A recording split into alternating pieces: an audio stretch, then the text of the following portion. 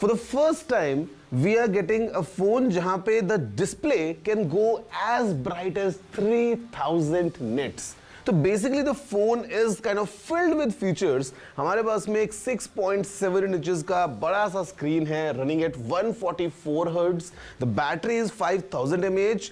You can recharge it using 120 watts charging, and this phone packs a lot. And for gamers, for guys who want to click nice pictures, who want to overall, great package of a phone, have a closer look and decide for yourself that how exactly is this all-new iQOO 12.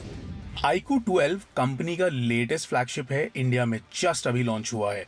It stands out as the first in the country to feature Qualcomm का powerful Snapdragon 8 Gen 3 chip alongside its Q1 co-processor. ये compete करेगा OnePlus 12, Xiaomi 14 and other phones के साथ. इसका बहुत ही elegant design है और ये दो कलर्स में आता है Alpha and Legend. फोन में एक 6.78 इंच का LTPO AMOLED डिस्प्ले है जिसका पीक ब्राइटनेस 1400 निट्स तक जाता है, which means clear visibility even if you're outside in bright sunlight. Despite this large size, one-handed use is made more accessible with a display scaling feature. इसका rear में triple camera setup है जिसमें feature करता है एक 50 megapixel का ultra wide angle lens, 64 megapixel का periscope telephoto camera with 3x optical zoom. Under the hood एक 4 नैनोमीटर का स्नैपड्रैगन 8 Gen 3 चिप इसको पावर करता है, paired with 16 gigabytes of RAM. Phone में आपको 5000 mAh की बैटरी भी मिलती है जिसको चार्ज करने के लिए एक 120 वॉट्स का चार्जर बॉक्स के अंदर ही आपको मिलता है, alongside a TPU transparent cover as well. Excitingly, with substantial upgrades, iQOO 12 promises a compelling smartphone experience for buyers in India. So guys, there you have it, the all-new iQOO 12, starting price of 52,999 for this package, wherein I would say it's a nice combination between great performance, amazing design and some amazing features as well. And especially this year, I believe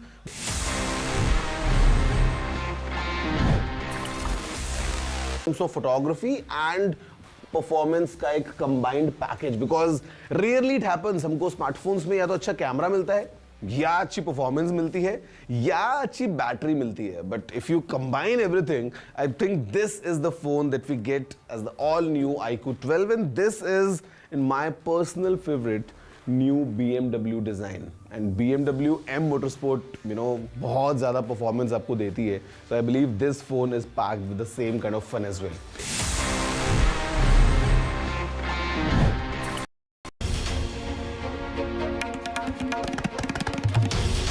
This is NDTV, and you're watching NDTV 24/7.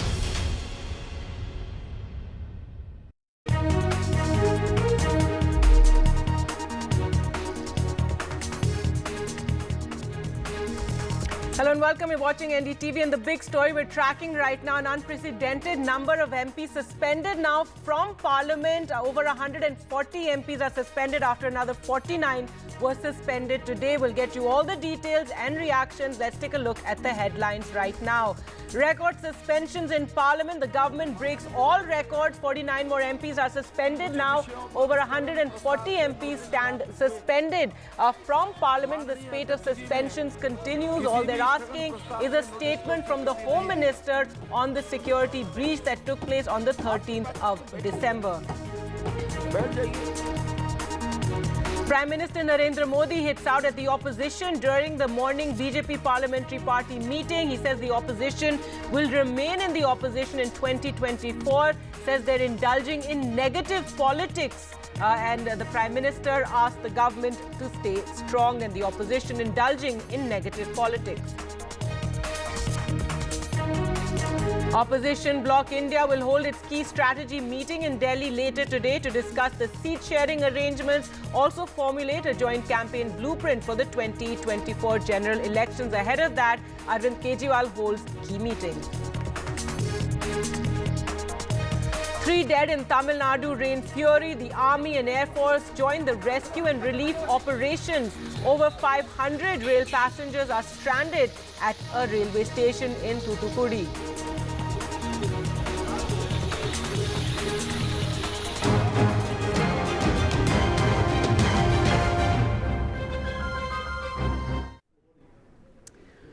All right, right, the big story we're tracking. 49 more members of parliament were suspended today. Opposition MP suspended from the Lok Sabha. A total of 95 opposition members suspended in Lok Sabha and 46 members in the Rajya Sabha. So a total of 141 opposition members stand suspended. Remember, yesterday was when a record number of over 70 MPs were suspended from the House, and that took the total number of suspensions to 92. Today as well, more MPs went into the well of the House holding placards demanding that there be a discussion, a statement by the Home Minister Amit Shah on the security breach that took place on the 13th of December. However, the government has refused, and Parliament and the Treasury benches have absolutely refused to allow any such discussion or agree to any statement to be made by the Home Minister. And therefore, this spree of suspensions first began with around 14 MPs suspended. Then you had another number of MPs, over 70 MPs being suspended yesterday, and today another 50 MPs suspended, taking the total number of opposition MPs suspended to a whopping 142, and this includes Farooq Abdullah, Shashi, Tharoor, all suspended. Today, Shashi Tharoor tweeted that, or he put on social media that he, for the first time, went into the well of the House holding a placard. And he says the reason for holding the placard was to protest the suspension of other members of Parliament. So now, even so, all those MPs who held up placards in the House have been suspended. The opposition has been demanding a discussion and a statement from the Home Minister on the shocking security breach that took place in the Lok Sabha when two men jumped in from the visitors' gallery into the Lok Sabha and let off smoke canisters. Let's just listen into some of the reactions coming in. मेरी जानकारी में नहीं है, इसलिए मैं टिप्पणी नहीं करूंगा, लेकिन भारतीय जनता पार्टी किस मुंह से लोकसभा को मंदिर कहेगी? यहाँ जनता से चुनकर के लोग आते हैं अपनी बात कहने के लिए, सहमति असहमति हो सकती है, अपनी बात रख सकते हैं। यहाँ तमाम पुरानी बिल्डिंग में मनुस्मृति की चीजें रखी हैं कि यहाँ हमें अधिकार है कि हम अब सही बात करें। ये सरकार सही बात सुनना ही नहीं चाहती है, सच्चाई से क्यों सरकार भाग रही है? अभी ये तो देखा रही जो हो रहा है देश में बहुत गलत हो रहा है। और क्या मांग थी हमारी? हम सिर्फ एक रिप्लाई, जो हादसा हुआ है, जो हल्ला हुआ है संसद में, उस पर सिर्फ चर्चा चाह रहे हैं। ऐसे क्या मांग हम कर रहे हैं? चर्चा तो होनी चाहिए, और सिर्फ हमारे लिए नहीं, बीजेपी के सांसद है, यहाँ की सिक्योरिटी है, प्रेस वाले हैं, सबके लिए ही है ये, कि सिर्फ सांसदों की सिक्योरिटी के लिए नहीं था। ये बहुत महत्वपूर्ण मामला है, लेकिन सरकार चर्चा नहीं करना चाहिए, भाग रही है।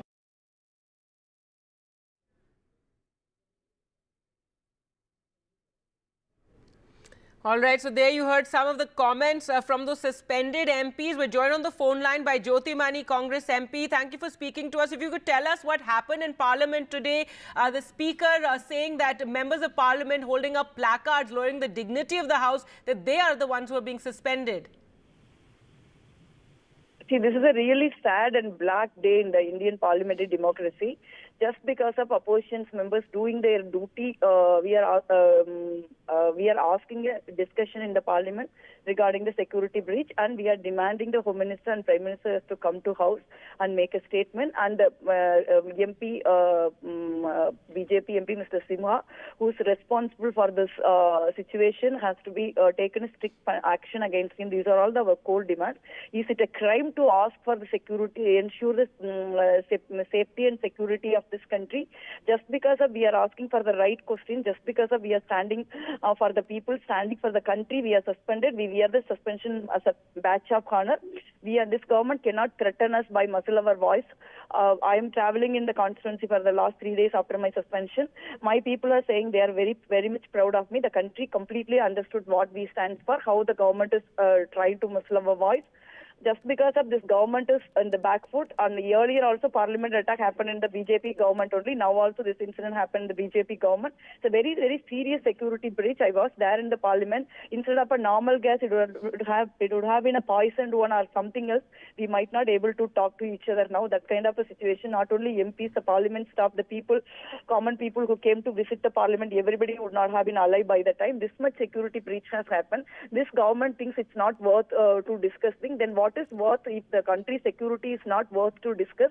The country's security is not worth the Prime Minister and Home Minister come to the House and make the statement. So we don't know what's happening in this government. Though the Prime Minister, ma'am, has been saying that earlier today when he met with BJP parliamentarians, he said that the opposition is indulging in negative politics, that this is their frustration over their recent defeats in these the state elections that took place, and that is why you're continually disrupting Parliament. What would your response be to that? So we were not disturbing the Parliament when the session was on. We were actually happily taking part in the proceedings. Only this shocking incident happened. Then only we realized that the country is not safe under the Prime Minister Narendra Modi. The government is really afraid to come to Prime Minister. I'm saying Prime Minister is really afraid to come to the Parliament and face the MP's question. He always afraid to questions. We all know he never had a single press conference. The same thing he is following in the Parliament. It's very sad and unfortunate. But why should we have frustrated? We won many elections before this. We won Telangana, we won Karnataka. We have no issues of losing and winning elections. We will win 2024. Maybe Prime Minister Narendra Modi would have been fear in his mind. They might not win. Of course, that will be going to happen. So that is why he is saying they are frustrated. That is why they are not coming to the Parliament. They are not ready to have a discussion. And we are not frustrated. We are actually proudly standing for this country and the people. And we continue to fight in the same way. We are not going to cow down by this coward government. All right. Well, thank you so much. Congress MP Jyoti Mani there speaking to us on this unprecedented number of MPs being suspended from Parliament, 140. This includes Rajya Sabha Congress MP Shashi Tharoor. Let's listen into what Shashi Tharoor had to say. He said, for the first time, I carried a placard into the well of the House to protest the suspension of other MPs. Parliament होना चाहते हैं तो ये parliamentary लोकतंत्र नहीं है. So मेरे ख्याल you also have been suspended today, sir. How many MPs have been suspended today from Lok Sabha, sir? That's right. So they've suspended another 42 people today. It's clear they want an opposition mukt Lok Sabha, and presumably they'll do something similar in the Rajya Sabha. I think at this point we have to really start, unfortunately, writing the obituaries for parliamentary democracy in India.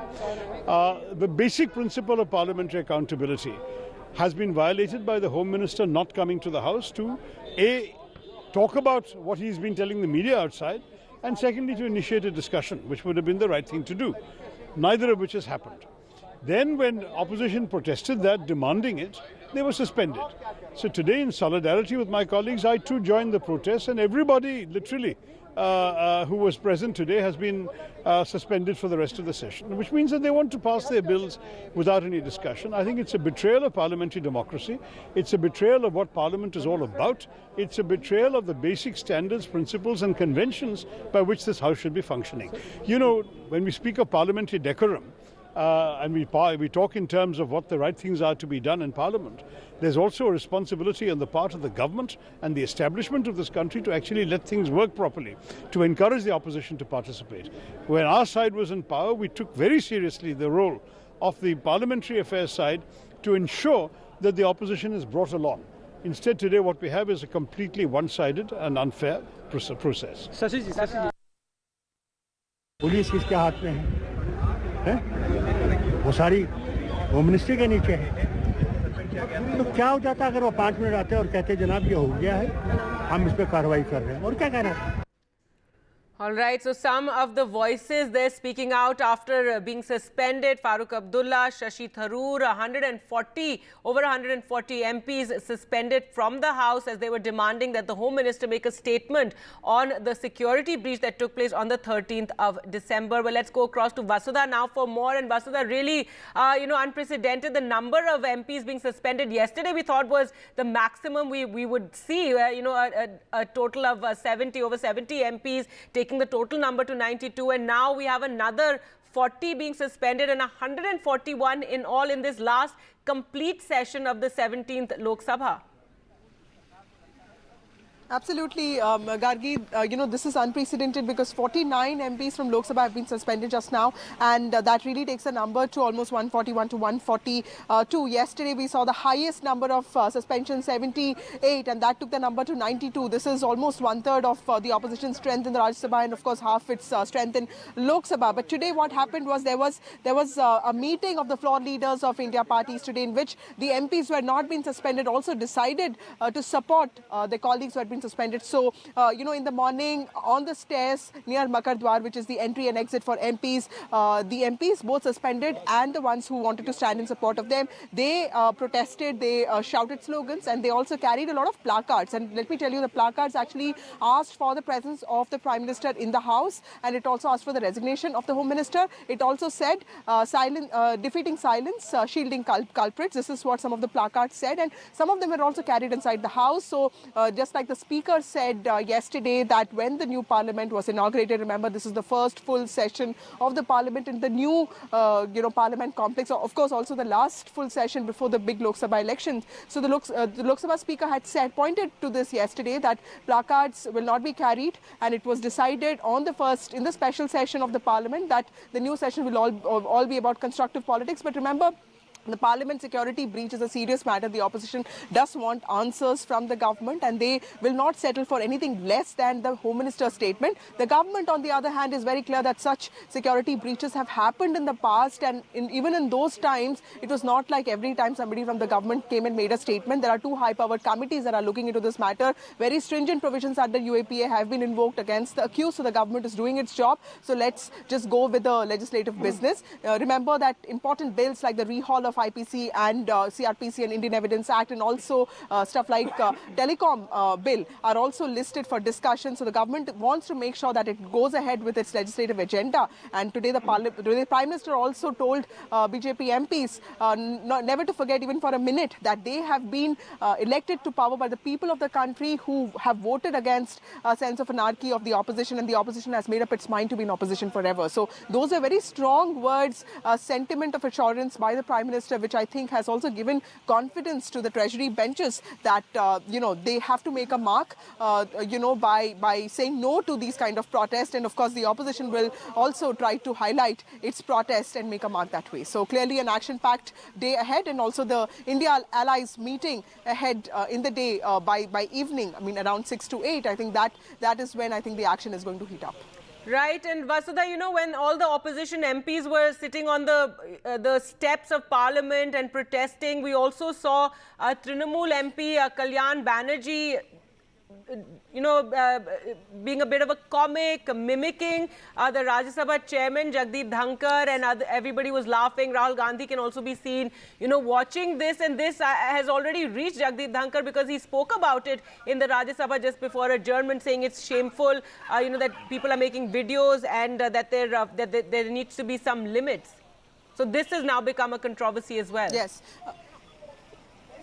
Of course, the opposition MPs were protesting on the staircase. They're sitting on the stairs of the Makardwar. Makardwar is a gate that is designated for MPs exit and entry, and it is the gate that is closest to the Gandhi statue. So remember that the opposition MPs, the ones who were suspended, and also the others who wanted to stand in solidarity with them, they had one sort of a protest session. This is different because not just Kalyan Banerjee, but you could hear a lot of people talk about what happened. But Kalyan Banerjee especially was in a way mimicking Mr. Dhankar, and the others were also shooting videos. There were other people present, journalists were shooting videos. So that clearly has reached Mr. Dhankar, and he spoke about it today, saying that the MPs were disgraceful in their conduct. And remember that the Lok Sabha Speaker also in his letter seemed to de-link the suspension of the MPs with the Parliament security breach episode, saying that unruly conduct is the reason why they have been suspended, and sanity of the House needs to be maintained. And this is something that Mr. Dhankar also,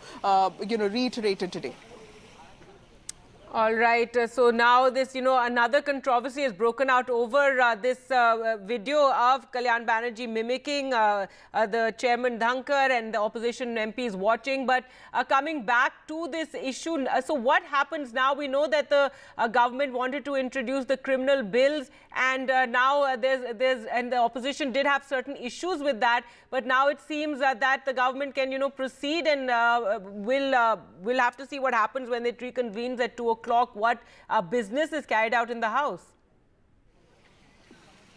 Yes, of course, Karti. I think the rehaul of the IPC-CRPC Indian Evidence Act is something that the opposition is also wanting a discussion on. Even the government wants a discussion on that. Remember that the Home Committee already went through this. Some of the recommendations have been sort of accepted by the government, but many others have not been accepted. The opposition is very clear that it is something that's unnecessary and it will rehaul the entire criminal justice system in India, which may not be necessary at this point. The names have also been a point of contention because Bharatiya Nyaya Sanhita and Bharatiya Nagrik Suraksha Samhita, and of course these names are also very Sanskritized Hindi, so DMK and other parties have, some of the other parties have also raised objections to that, but clearly the government is standing very steadfast on that particular thing. Apart from that, there is also the telecom bill in which we saw some of the parties raise objections yesterday, but the government is very clear that this bill was to be brought in to rehaul the way telecom sector is regulated in India, but of course it has stayed away from bringing OTTs and messaging apps under the larger telecom entity definition. But of course it has defined a couple of things, which include, which will include the way your internet facilities are used in in-flight services, or for that matter, remote parts of the country get internet connectivity. A lot of these things can be political in nature, which is why I think it will be really nice if the opposition is also involved in a debate. But of course the government is very clear that it will go ahead with its legislative business, despite the opposition not being part of it, and I think that is going to increase the standoff between the government and the opposition. All right, thanks so much, Vasudha, for joining us with those details. So that's the big news we're tracking right now. Record number of MPs. It's absolutely shocking to imagine the number of MPs, 140 of them suspended from Parliament, which is the last full session of this 17th Lok Sabha taking place. And for the rest of the winter session, this is the last week of the winter session. Opposition MPs, remember, have been demanding that the Home Minister Amit Shah make a statement on the Parliament security breach that took place on the 13th of December when two men jumped into the Lok Sabha from the visitors' gallery and let off smoke bombs. Fortunately, there was, nothing harmful in that smoke that they let off, but it was shocking to see those images and that picture of the smoke in the Lok Sabha. Now, once that took place and the arrests were made and the probe is taking place, the government said in the House, we had the Union Minister Prahlad saying that there is no need for a further discussion on this issue. It is being investigated. However, the opposition did not agree. They wanted the Home Minister Amit Shah to make a statement, given that this Parliament breach took place on 13 December, which is the anniversary of the Parliament attack, and at a time when you would expect that the security would be, right on its game at that time. So the opposition are wanting this discussion on the security breach, but the government just not allowing it. First, you had 14 MPs suspended, then another 70 plus MPs suspended, and now another 49. So in all, 140 MPs suspended from Parliament. Let's just take a look at their reactions. मेरी जानकारी में नहीं है, इसलिए मैं टिप्पणी नहीं करूंगा, लेकिन भारतीय जनता पार्टी किस मुंह से लोकसभा को मंदिर कहेगी? यहाँ जनता से चुनकर के लोग आते हैं अपनी बात कहने के लिए. सहमति असहमति हो सकती है, अपनी बात रख सकते हैं. यहाँ तमाम पुरानी बिल्डिंग में मनुस्मृति की चीजें रखी हैं कि यहाँ हमें अधिकार है कि हम अब सही बात करें. ये सरकार सही बात सुनना ही नहीं चाहती है. सच्चाई से क्यों सरकार भाग रही है? पुलिस किसके हाथ में है? वो सारी होम मिनिस्ट्री के नीचे है. तो क्या हो जाता अगर वो 5 मिनट आते और कहते जनाब ये हो गया है, हम इस पर कार्रवाई कर रहे हैं, और क्या कहना है? पार्लियामेंट होना चाहते हैं तो ये पार्लियामेंट्री लोकतंत्र नहीं है. So you also have been suspended today, sir. How many MPs have been suspended today from Lok Sabha? That's right. So they've suspended another 42 people today. It's clear they want an opposition mukt Lok Sabha, and presumably they'll do something similar in the Rajya Sabha. I think at this point we have to really start, unfortunately, writing the obituaries for parliamentary democracy in India. The basic principle of parliamentary accountability has been violated by the Home Minister not coming to the House to talk about what he's been telling the media outside, and secondly to initiate a discussion, which would have been the right thing to do, neither of which has happened. Then when opposition protested that, demanding it, they were suspended. So today, in solidarity with my colleagues, I too joined the protest, and everybody literally who was present today has been suspended for the rest of the session, which means that they want to pass their bills without any discussion. I think it's a betrayal of parliamentary democracy. It's a betrayal of what Parliament is all about. It's a betrayal of the basic standards, principles and conventions by which this House should be functioning. You know, when we speak of parliamentary decorum, and we talk in terms of what the right things are to be done in Parliament, there's also a responsibility on the part of the government and the establishment of this country to actually let things work properly, to encourage the opposition to participate. When our side was in power, we took very seriously the role of the parliamentary affairs side to ensure that the opposition is brought along. Instead, today what we have is a completely one-sided and unfair process. अभी ये तो देखा ये जो हो रहा है देश में बहुत गलत हो रहा है और क्या मांग थी हमारी हम सिर्फ एक रिप्लाई जो हादसा हुआ है जो हल्ला हुआ है संसद में उस पे सिर्फ चर्चा चाह रहे हैं ऐसे क्या मांग हम कर रहे हैं चर्चा तो होनी चाहिए और सिर्फ हमारे लिए नहीं बीजेपी के सांसद है यहाँ की सिक्योरिटी है प्रेस वाले हैं सबके लिए ही है ये कि सिर्फ सांसदों की सिक्योरिटी के लिए नहीं था ये बहुत महत्वपूर्ण मामला है लेकिन सरकार चर्चा नहीं करना चाहिए भाग रही है मेरे पास तो कोई शब्द नहीं है क्या सोच के ये नया संसद बनाया जे इसको लोकतंत्र का कब्रिस्तान बनाना है जो पार्टी खुद कहती थी जेटली जी सुषमा जी खुद कहते थे कि disruption is a part of dissent अब जब कुछ चीज़ की चर्चा करना चाहते हैं और सुनवाई नहीं कर रही है सत्ता पक्ष तो फिर शोर मचाने के अलावा हल क्या है अब आपने सारे विपक्ष को निकाल के बाहर फेंक दिया All right, so there are a series of responses, as you could see, the suspended MPs expressing their anger over this unprecedented action of over 141 of them being suspended from the Parliament, and now only Treasury benches really left in Parliament. We'll slip into a short break and bring you more details and more reactions. Do stay with us.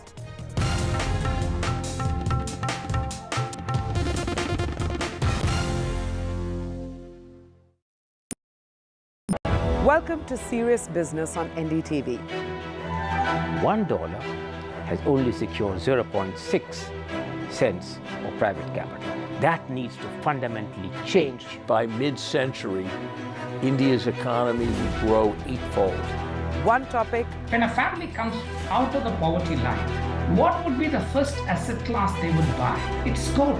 One speaker. It's the biggest attack on Jews since the Holocaust. If you want to control inflation, you need to play the trade policy. UPI, Aadhaar, all of that, where India is well ahead of the West. 5 trillion is a short-term goal. I would like to see India becoming a $30 trillion economy.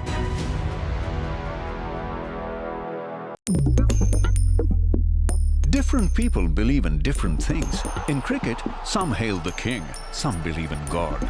Some wait for Mr. Right, some believe in swiping right. Some run away from risk, others run after it. For some, kids mean babies. For others, kids mean puppies. Some want a home to settle in the future. Some want to roam the world today. Some make a career in a company. Some make a career out of building companies. But when it comes to money, everybody believes in only one thing. Profit, profit, profit. And for profit, watch only NDTV Profit. We all love money.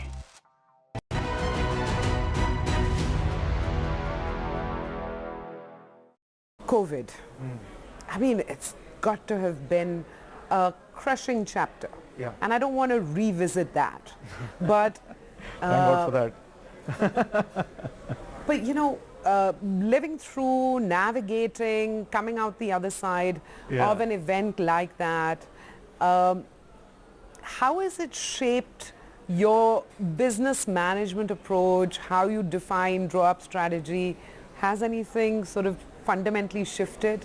I'm a completely different man on the other side. I'm a completely different manager and a human being. That was a body blow. Like it is difficult to define, like coup de grace to another level altogether. So anybody who's suddenly finds that the shutters are down and revenues become zero, there's no other avenue, period, finished, over. all eggs were in one basket, would obviously feel the hit. And habits change. So 18 months is a very long period. We had staff that we had to take care of. We had rents to pay. The company was on a steamroller of building cinemas. So there was capital, there was debt. A lot of things were happening. One, of course, I'll get philosophical and say there was divine intervention that we survived. And second is that, of course, we were very fortunate that the developers who we have to pay rents to, all our properties are leased, they were very, very cooperative. So we got into the Zoom calls, met whoever we could and tried to get reliefs from them. They gave us a lot of relief. We were also able to get a lot of support from the markets. The markets still believed in the brand, even though we were shut, even though streaming services had the decibel level of people watching on OTT had gone to another level altogether. Yet the markets believed in us. We did a rights issue. We were able to raise money. We did a QIP of 800 crores. We were able to raise money. Some debt restructuring we were able to do. So those 18 months we shored up some liquidity. We also were able to reduce our costs, and the sum total of it all was that somehow we were able to drag our feet throughout and survive in those 18 months. I had to keep, all the top management kept their chin up. Our own team, without me even asking for, took huge haircuts on remunerations, on salaries. I mean, I was shocked that I was only thinking about it, oh, I'll have to do this as well.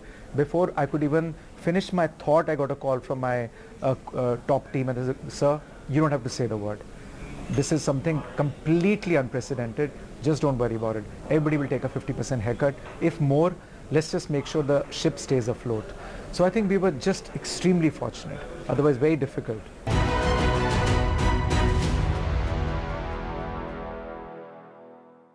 This show isn't just about news from the southern states. It's one that looks at the rest of India and the world from a diverse South India point of view, because NDTV has always taken the southern view seriously. The Southern View with Veera Raghav, only on NDTV 24/7. And there's too much talking but very little being said. Too mmany voices but hardly any being heard. You turn to a show that puts you front and center.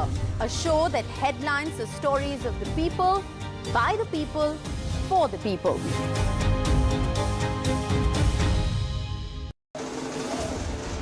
Verdict of 5 states. Accurate coverage on NDTV. The larger question of In-depth analysis. I would differ as far as Rajasthan is concerned. Best analysts. Biggest newsmakers. Narendra Modi is known for fiscal discipline. जनता का प्यार और आशीर्वाद.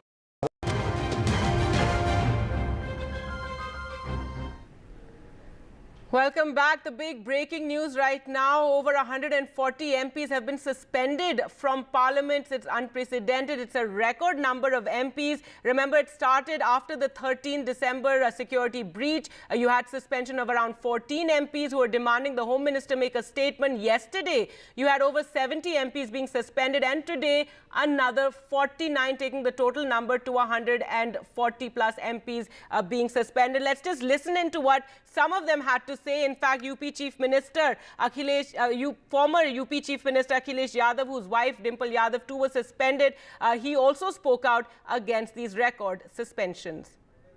मेरी जानकारी में नहीं है, इसलिए मैं टिप्पणी नहीं करूंगा, लेकिन भारतीय जनता पार्टी किस मुंह से लोकसभा को मंदिर कहेगी?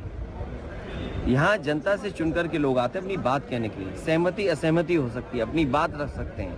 यहाँ तमाम पुरानी बिल्डिंग में मनुस्मृति की चीजें रखी हैं कि यहाँ हमें अधिकार है कि हम अब सही बात करें.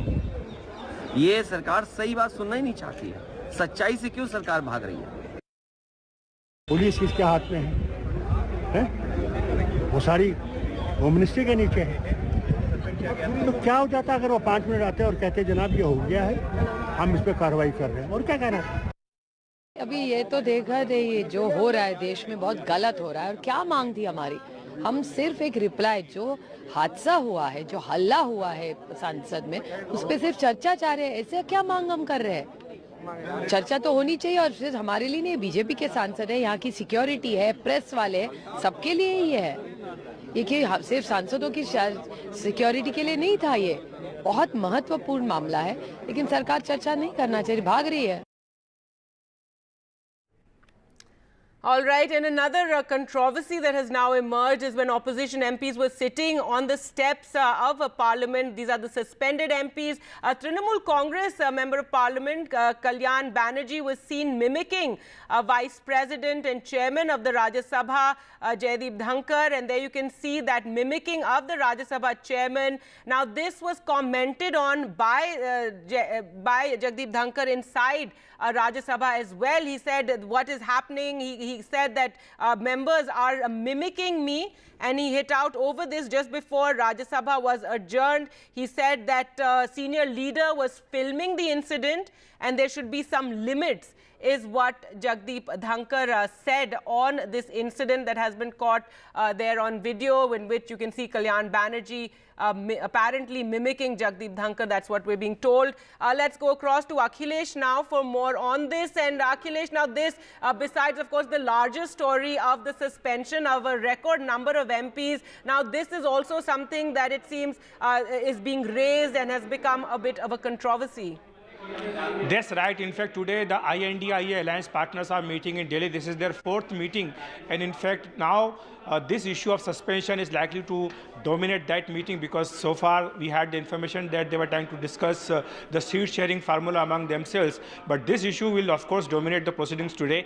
And in fact today so far 141 MPs of both the houses have been suspended. This is unprecedented in the history of Parliament, because last time so many MPs were suspended was in 1989.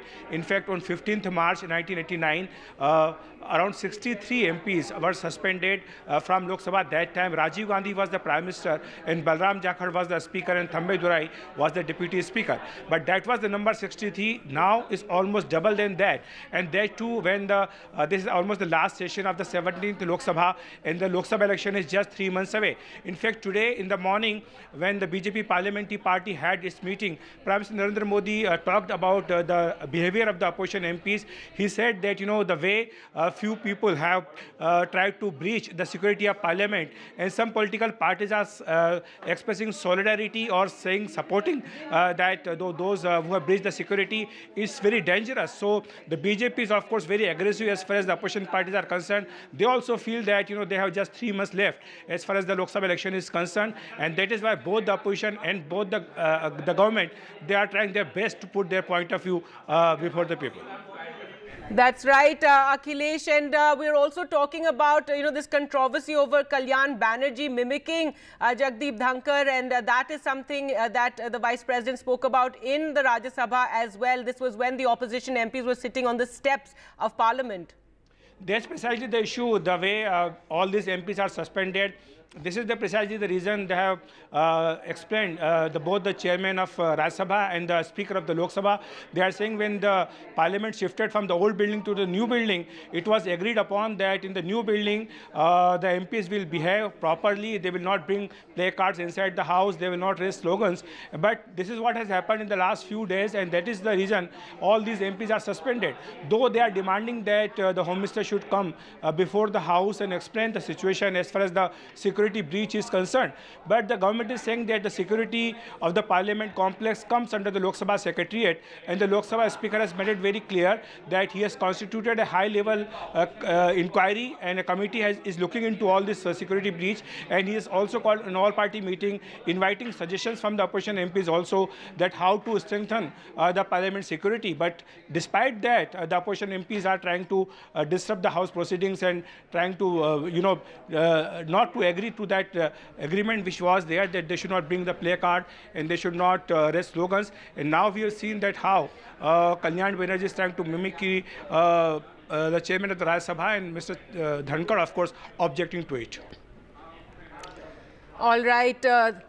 Akhilesh, so now, the government, as you mentioned, the Prime Minister earlier today when he held that meeting with the BJP MPs also hitting out over this. The government clearly not wanting this discussion to take place, not, ignoring the demands of, asking for the Home Minister to make a statement. The Prime Minister also described it as negative politics, and earlier also in his first reaction, the Prime Minister said it's a very serious issue, but we must all be united, and, and the entire reason for this breach must be understood today.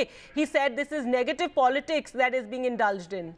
That's right, Gargi. In fact, the government is giving the data and all the incidents of old times when the similar incidents had taken place. And they are saying that on earlier occasions too, when such incidents had taken place, there was unanimity among all the political parties and there was no blame game or there was no politics on such incidents. But this time, the opposition is trying to raise this issue and doing politics. And that's why he was very clear in the morning meeting. He was saying that, those who are trying to express sympathy towards the people who have breached the parliament security is trying.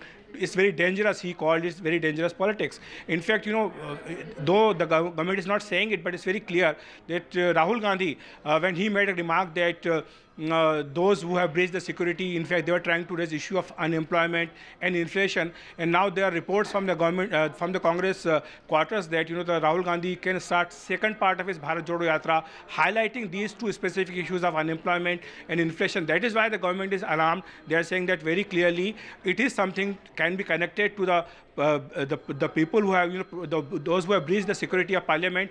And that's why Rahul Gandhi, when talk about unemployment and inflation, and these people who have also breached the security talk about the same issue. So the government is trying to connect these two. And they are clearly saying that, they are those who are supporting those people who have breached the security is very dangerous.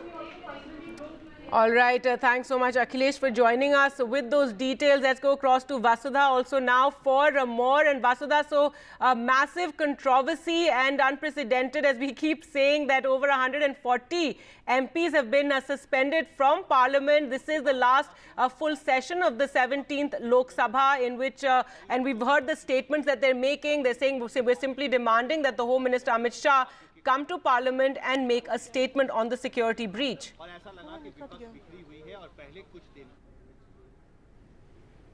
All right, we've lost the line there with Vasudha. We will try and go back, but that is the big story we're tracking right now. The shock over the suspension of 79 MPs yesterday, and today as many as 49 more MPs have been suspended as they continue demanding that the Home Minister Amit Shah make a statement in Parliament over the security breach that took place. So over 140 MPs in all being suspended. Let's go back to Vasudha for more. And Vasudha, the opposition MPs, really hitting out over this entire episode and, saying it's a mockery of Parliament and democracy.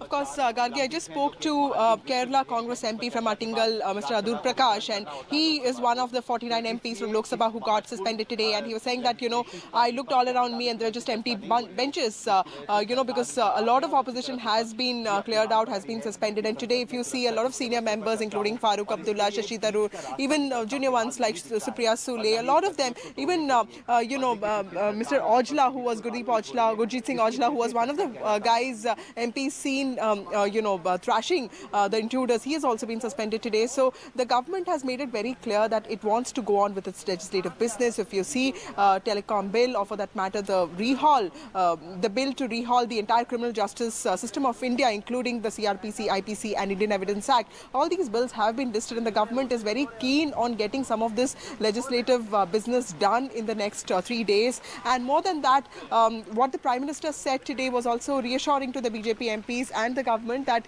the country is not with anarchists, and the Prime Minister has said in as many words that the opposition seems to have made up its mind to be in opposition forever. So they have a point of view that similar security breaches have happened in the past, and there was never a demand that only the Home Minister or Prime Minister need to make a statement. But what happened today, well, let me tell you that there was a floor leaders meeting at around 10 o'clock at the LOP chamber, in which it was decided that even the ones who have not been suspended will also stand in solidarity with the suspended MPs. So right outside the Makar Dwar, which is the designated entry and exit gate for MPs. A lot of opposition MPs sat. One of them, Kalyan Banerjee, also mimicked the vice president and the chairman of the Rajya Sabha. He spoke like he speaks, and that also created a lot of row. And other MPs were seen making videos. There were also placards that said defeating silence, standing with the culprits or shielding culprits. There were also placards that demanded the resignation of the Home Minister and also presence of Prime Minister in the Parliament. So all of this really has riled up both the Lok Sabha Speaker and also the Rajya Sabha Chairman. The Rajya Sabha Chairman was specifically seen in a very angry mood because he not just spoke about Kalyan Banerjee's attitude as being shameful, he also pulled up Mr. Digvijay Singh, the former Chief Minister of Madhya Pradesh, said that you had been the Chief Minister of Madhya Pradesh for 10 years and we saw what you did. So we can, basically warning that there could be action taken against him also. So there seems to be a feeling that the government wants to make a point through these suspensions and wants to send out a message that it does have majority in the Lok Sabha at least, and it wants to mean business and it wants to get its legislative business done. Remember that this is the last full session before the big Lok Sabha election of 2024, while the opposition is very clear that it wants to make its voice heard, especially on this issue that it thinks it has a strong hand. Remember that in the evening we will also see the India allies meet for the big India meeting. This is coming after the defeat of the Congress in the Hindi heartland, and this is when the seat sharing agreement has to be decided. We saw Mamata Banerjee and Arvind Kejriwal meet yesterday, and a lot of opposition leaders also talk very optimistically about the future of the alliance, but clearly the shadow of the suspension is going to loom over this meeting as well. That's right, Vasudha. And, let's just listen into what Jagdeep Dhankar said in response. He's seen this video that's playing on your screens right now, in which you can see Trinamool leader Kalyan Banerjee there mimicking Jagdeep Dhankar, the Vice President and Chairman of the Rajya Sabha, and Rahul Gandhi making a video there. And already Jagdeep Dhankar there commenting, saying a senior leader was seen filming and there should be some limits. Let's listen to what he said. मैंने कुछ देर पहले एक TV channel पर देखा है, गिरावट की कोई हद नहीं है, गिरावट की कोई हद नहीं है। आपके एक बड़े नेता एक सांसद के असंसदीय व्यवहार को वीडियो कर रहे थे। आपसे भी बहुत बड़े नेता हैं वो। मैं तो यही कह सकता हूं, सद्बुद्धि आए। कुछ तो सीमा होती होगी, कुछ जगह तो बख्शो, कुछ जगह तो बख्शो। Office of chairman Rajya Sabha and office of speaker is very different. Political parties will have their cross currents, they will have exchanges, but imagine a senior leader of your party videographing another member of another party, mimicry of the chairman, mimicry of speaker. How ridiculous, how shameful, how unacceptable. All right, so there you heard what the chairman of the Rajya Sabha, Jagdeep Dhankar, had to say on this particular incident of Kalyan Banerjee imitating him, saying there needs to be some limits. Rahul Gandhi there you can see videographing him, and there seems to be an effort to make this into a big controversy as well. But the larger controversy, of course, remains the fact that 140 members of parliament have been suspended from both houses today. Another 49 suspended today, taking that total number to over 140.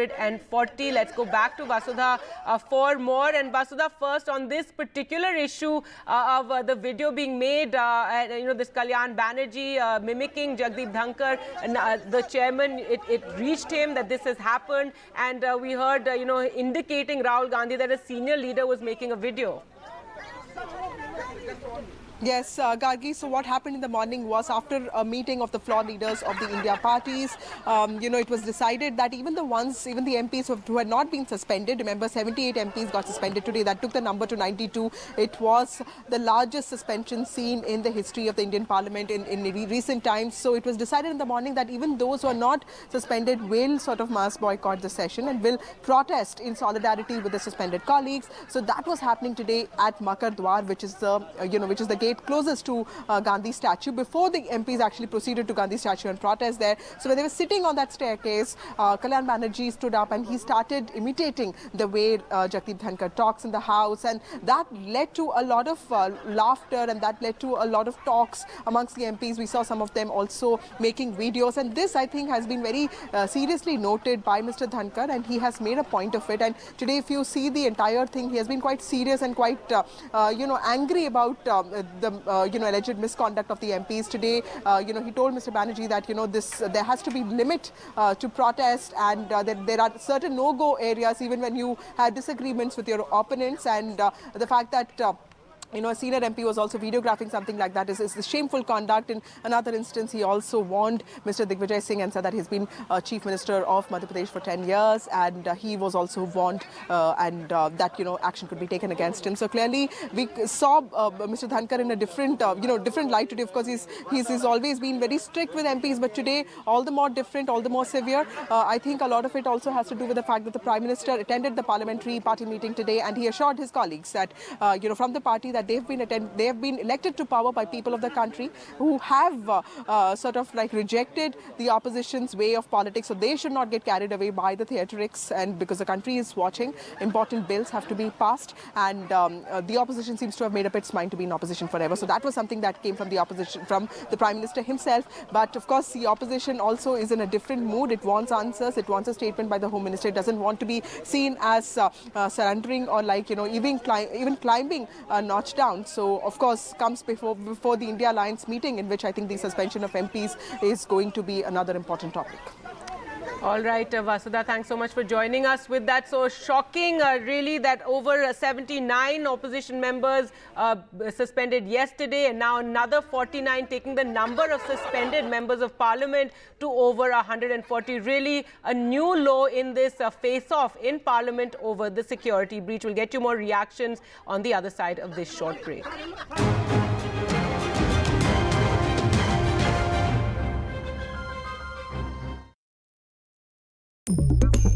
Different people believe in different things. In cricket, some hail the king, some believe in God.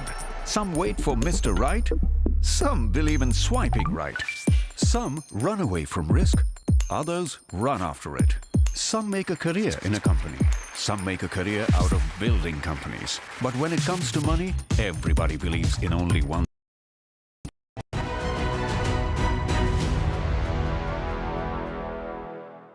What's the business proposition? Because this is a luxury retail space, and you have your screens coming up here. So what's the business proposition the way you see it? Well, India is a very disparate market. It's very heterogeneous. So you have a customer at every price point, and people have got their own tastes and preferences. So about 14% of our portfolio is premium to luxury. So we have a product called Director's Cut.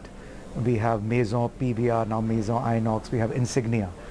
So I think the whole idea was horses for courses. So wherever we make a cinema, we study the demographic, we study the positioning of the mall, and then try to come out with a solution which complements that mall. So this mall is all about luxury. It's got all the best Louis Vuitton, Xenias of the world. Restaurants are very upmarket. Indian Accent has opened. Oberoi has got a restaurant here. The catchment is very affluent. So here we wanted to come out with a very special product. So therefore we've got 2 Insignia screens, we've got IMAX, we've got 3 premium screens, 6 screens in total. But for example, if you were to move to another catchment, where the price point, we have cinemas at 100 rupees as well. Yes, so, and I'm going to come to that in greater detail, but I'm like the shopper in me is going to ask you this question. How do you lure me away from a Louis Vuitton store here to come and watch a movie? So, is this in a way, more as far as the movie-going experience is concerned? Well, people are not straitjacketed. If you're buying Louis Vuitton, doesn't mean that you won't eat and you won't entertain yourself. I mean, you won't stay in that unless Louis Vuitton himself. I mean, they themselves start showing movies in their cinemas, in their outlets. So basically, I think people like to have various experiences. Shopping is one experience under one roof. That's what luxury malls like Jio have done, Emporio in Delhi have done. Then they like to go and have a meal as well, and they like to see a movie as well. So I think all these activities complement each other. So we will not take you away from buying whatever you're buying, but at the same time, after you're exhausted making those choices, because I think shopping is stressful. Yep. Eating is stressful. People count, what they should eat, what shouldn't. This is pure entertainment. This is escapism. And I think this is what we bring to the table. So that's our proposition.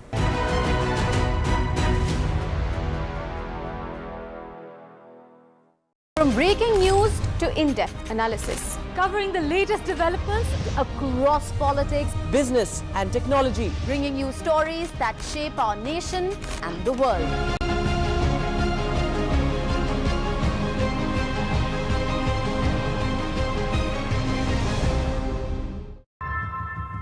How often have you turned away from debates that descend into endless fights? We bring you a show where every question is answered, where every debate finds its resolution, where every story finds its conclusion, where opinions collide but facts prevail, where stories unfold with insights and trust. When the noise ends, the last word begins.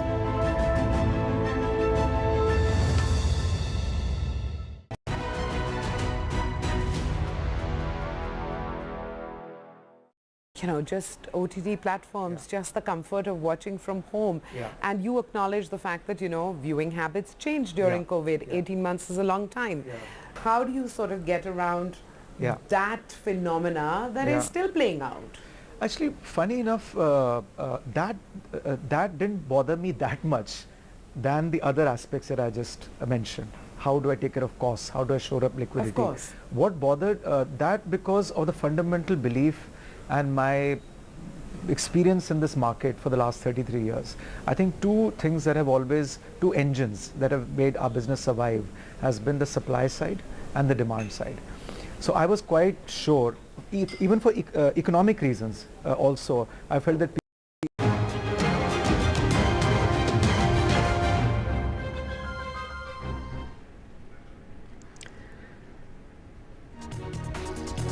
Welcome back. A record number of MPs suspended from Parliament. Now over 140 opposition MPs have been suspended in all, with another 49 being suspended today. Yesterday, you saw the largest number of 79 MPs being suspended on a single day. In fact, Sharad Pawar, NCP chief too, has written a letter against the suspension of the MPs. Let's just listen into what Rajya Sabha MPs Farooq Abdullah and Shashi Tharoor had to say on their suspension.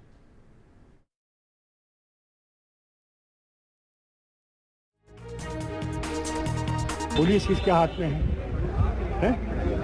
वो सारी home ministry के नीचे है। तो क्या हो जाता अगर वो 5 मिनट आते और कहते जनाब ये हो गया है, हम इस पे कार्रवाई कर रहे हैं, और क्या कहना है? They've suspended another 42 people today. It's clear they want an opposition mukt Lok Sabha, and presumably they'll do something similar in the Rajya Sabha. I think at this point we have to really start, unfortunately, writing the obituaries for parliamentary democracy in India. The basic principle of parliamentary accountability has been violated by the Home Minister not coming to the House to talk about what he's been telling the media outside, and secondly to initiate a discussion, which would have been the right thing to do, neither of which has happened. Then when opposition protested that, demanding it, they were suspended.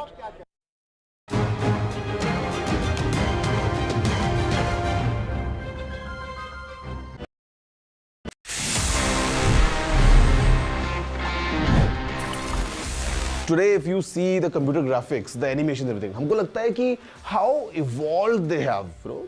अभी अगर हम देखें तो it's like lifelike, the way the animations are, the way the things are edited. And we talk about movies, high-end movies like Avatar. when you see that movie, आपको पता ही नहीं चलता है that is it real or is it fake. Now editing का इसमें बहुत बड़ा role है, but there's one more thing which counts. And the thing is to shoot the subject in the first place with full clarity, with the right amount of details. I mean, shooting is the most important bit. And we talk about Avatar, so the director James Cameron, he's, I think, always adamant to push things to the next level, to push imaging to the complete next level. For a fact, let me tell you, जो अभी Avatar 2 movie है, उसमें he was using multiple Sony Venice cameras, and they created a custom rig. And they had to bolt multiple cameras, and these are high-end movie cameras I'm talking about. And bolt करने के बाद में, at the end, they got this setup wherein they can, easily shoot high-end stereoscopic 3D images from this custom rig. And I believe that's what goes behind the scenes to shoot a kind of movie like Avatar. उसके बाद में, of course, editing होती है, but just think about it, that how much evolved we are right now. And going forward, who knows, with the power of AI, these kind of movies could be even better without even all these cameras. But that's how technology is right now.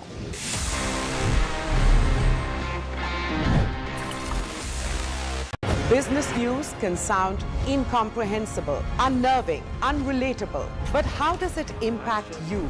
We deconstruct complex business news and ideas by talking directly to the leaders who shape the economy. We are serious about business. A debate has many facets. Perhaps no one right answer. Left, right, and center. Conversations that get to the core of the debate.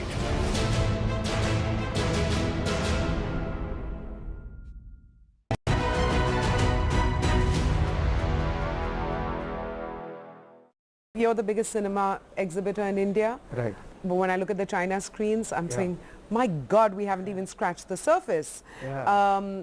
So where do you really want to go from here as far as PVR Inox is concerned?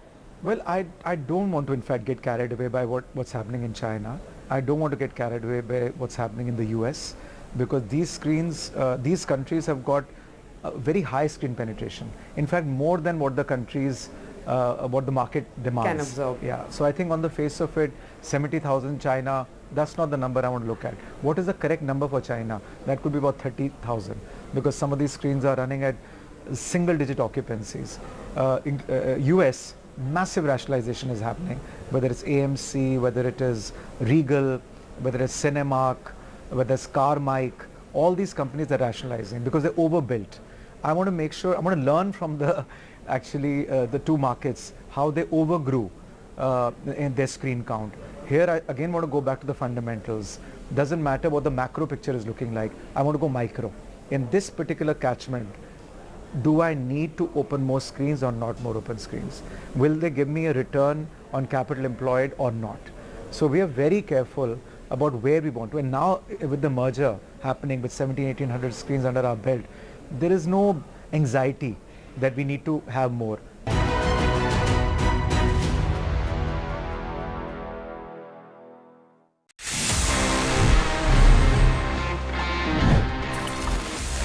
Now friends, we are following tech. आप सभी को एक बात तो clear पता होगी that in the field of smartphones we get new models बहुत जल्दी, एक के बाद एक, and sometimes these phones are repetitive.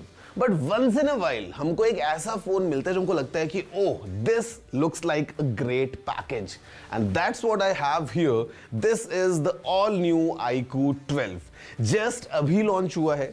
Very capable phone. It's a complete flagship package from iQOO, packed with performance, packed with features. और अगर मैं इस फोन के बारे में बात करें, I'll tell you some brief context that this phone brings multiple things for the first time in a smartphone. In India, for the first time, we are getting the Qualcomm Snapdragon 8 Gen 3. For the first time in the country in this phone, iQOO 12. हमारे पास पहली बार in this segment we have a triple cam setup that's 50 megapixels, 50 megapixels and 64 megapixels. This is the phone iQOO 12. For the first time we are getting a phone जहाँ पे the display can go as bright as 3000 nits. तो basically the phone is kind of filled with features. हमारे पास में एक 6.7 inches का बड़ा सा screen है, running at 144 hertz. The battery is 5000 mAh. You can recharge it using 120 watts charging, and this phone packs a lot. And for gamers, for guys who want to click nice pictures, who want to overall, great package of a phone, have a closer look and decide for yourself that how exactly is this all new iQOO 12. iQOO 12 company का latest flagship है, India में just अभी launch हुआ है. It stands out as the first in the country to feature Qualcomm का power.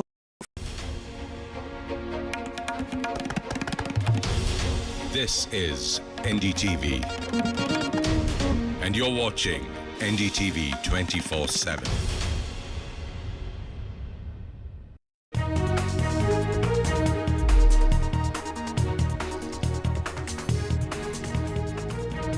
Hello and welcome. You're watching NDTV. I'm Gargi Rao. In the big story, we're tracking a record number of MPs suspended from Parliament. Over 140 now have been suspended. The opposition says that you can write the obituary of parliamentary democracy. Let's take a look at the headlines at this hour. A record suspensions in Parliament today. 49 more MPs are suspended in the Lok Sabha. The government breaks all records. This after 79 MPs were suspended yesterday. Now in all 141 MPs stand suspended. Earlier today, Prime Minister Modi hit out at the opposition during the meeting with the BJP parliamentarians. The Prime Minister said the opposition will remain in the opposition in 2024, that they are indulging in negative politics. Later today, Opposition Bloc India will be holding its key strategy meeting in Delhi to discuss seat-sharing arrangements and also formulate a joint campaign blueprint for 2024. Ahead of that, Arvind Kejriwal meets some of the key leaders. And in Tamil Nadu, 3 dead in the rain fury as flooding and rain hits the southern districts. The Army and Air Force joined rescue and relief operations. Over 500 people were stranded in a railway station.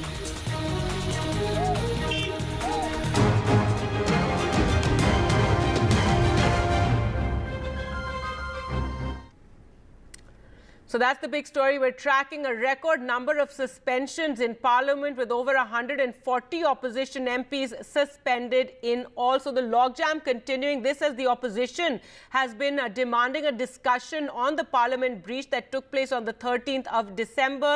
They've been demanding that Home Minister Amit Shah make a statement in Parliament. So a whopping 141 have been suspended. That is the highest ever, which includes National Conference leader Farooq Abdullah, Congress leader Shashi, Tharoor, Karti, Chidambaram, NCP Supriya, Sule, Samajwadi Party's Dimple, Yadav are among those who have been suspended. Let's go across to Vasudha for more on this story.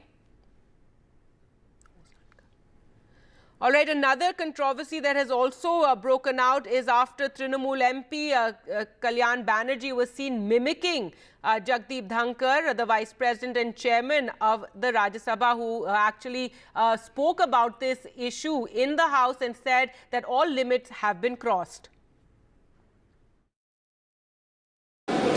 मैंने कुछ देर पहले एक TV channel पर देखा है, गिरावट की कोई हद नहीं है, गिरावट की कोई हद नहीं है। आपके एक बड़े नेता एक सांसद के असंसदीय व्यवहार को वीडियो कर रहे थे। आपसे भी बहुत बड़े नेता हैं वो। मैं तो यही कह सकता हूं, सद्बुद्धि आए, कुछ तो सीमा होती होगी, कुछ जगह तो बख्शो, कुछ जगह तो बख्शो।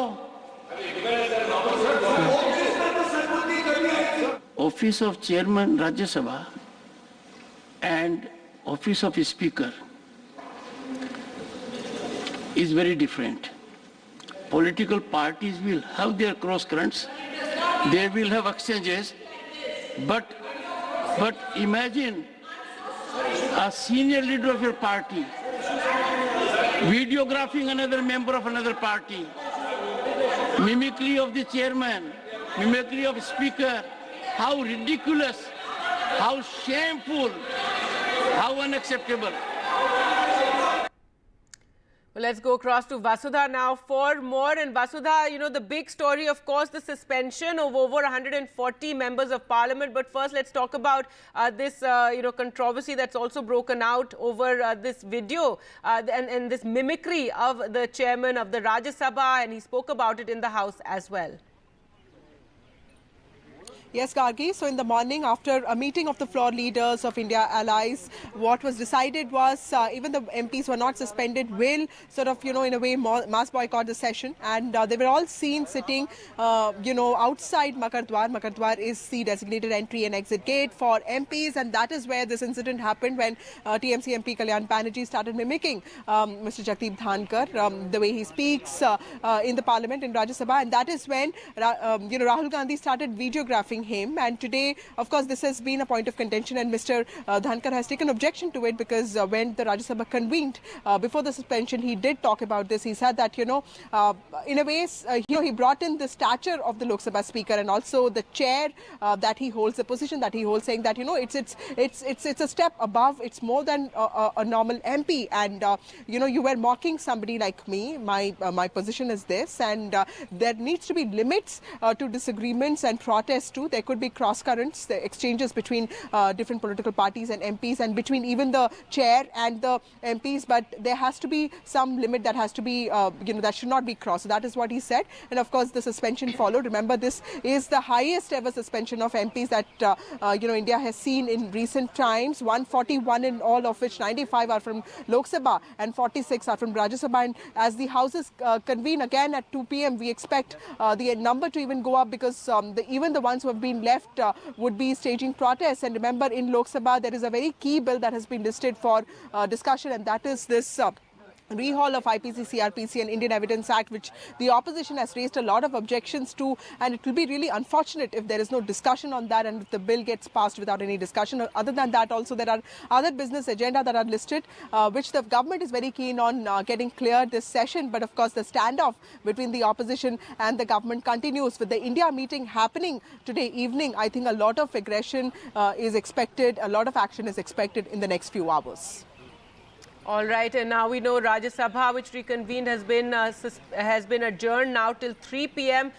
Thanks so much, Vasudha, for joining us. We're also joined by Maria on this big story with over 140 members of parliament being suspended from the House, opposition MPs being suspended. And Maria, this is, a record number, and this is over the opposition asking for a discussion on the parliament breach and a statement from the Home Minister. Yes, that's right. And an unfortunate record, one would say, because parliament is a platform for debate and discussion. But what we are seeing play out is opposition MPs being suspended on what Jagdeep... Right, Maria, sorry to interrupt you there. We're also joined on the phone line by Karti Chidambaram, one of the suspended MPs.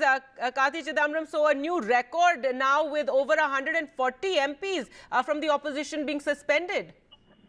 This is just a purge of all voices of dissent from Parliament. In fact, I'm actually surprised why some of us have been suspended who didn't even raise any slogans in the House. I mean, for what reason have we been suspended? It's just a mechanical exercise to purge Parliament of all opposition. And soon the Indian Parliament will resemble the North Korean Assembly. The only thing missing will be synchronized clapping. Right. Earlier today, the Prime Minister, in a meeting with the BJP parliamentarian, said the opposition is indulging in negative politics. The government again and again has said that the probe is continuing on the parliament breach, and so wait for that probe to take place. And why this demand again and again for discussion and the Home Minister's statement in the House? All we're asking is for a statement from the Home Minister in the presence of the Prime Minister on the floor of the House. The House is in session. There has been a trespass. There has been a flagrant violation of security protocols, a failure of intelligence. All we want is a brief statement from the Home Minister about what happened, what is the status of the investigation in the presence of the Prime Minister. It's just their ego which is preventing them from coming to the floor of the House and making this statement. And we are legitimate in our demand, and we will persist with this demand. Well, you know, the speaker in the Lok Sabha has de-linked this demand for Amit Shah to come and make a statement to actually the reason he said for the suspension is because the MPs are holding up placards and lowering the dignity of the House, and that is the reason he's saying that they have been suspended. Your response to that? Why was I suspended? I didn't hold a placard today. Why was I suspended today? Show me one visual where I was holding a placard. I wasn't holding a placard today. There are many people who were not holding placards. Dimple Yadav didn't even step out of a seat. She was suspended. Why was she suspended? So this is just a mechanical exercise to purge Parliament of the entire opposition. That's all it is. It's just a convenient excuse. I mean, why are we holding placards? Because our legitimate demand, legitimate request for asking to the government to make a statement to the House is unneeded. Yes. The speaker making a statement about the... Karti, this is Maria. Nobody is saying that the demand of the opposition is not a legitimate one.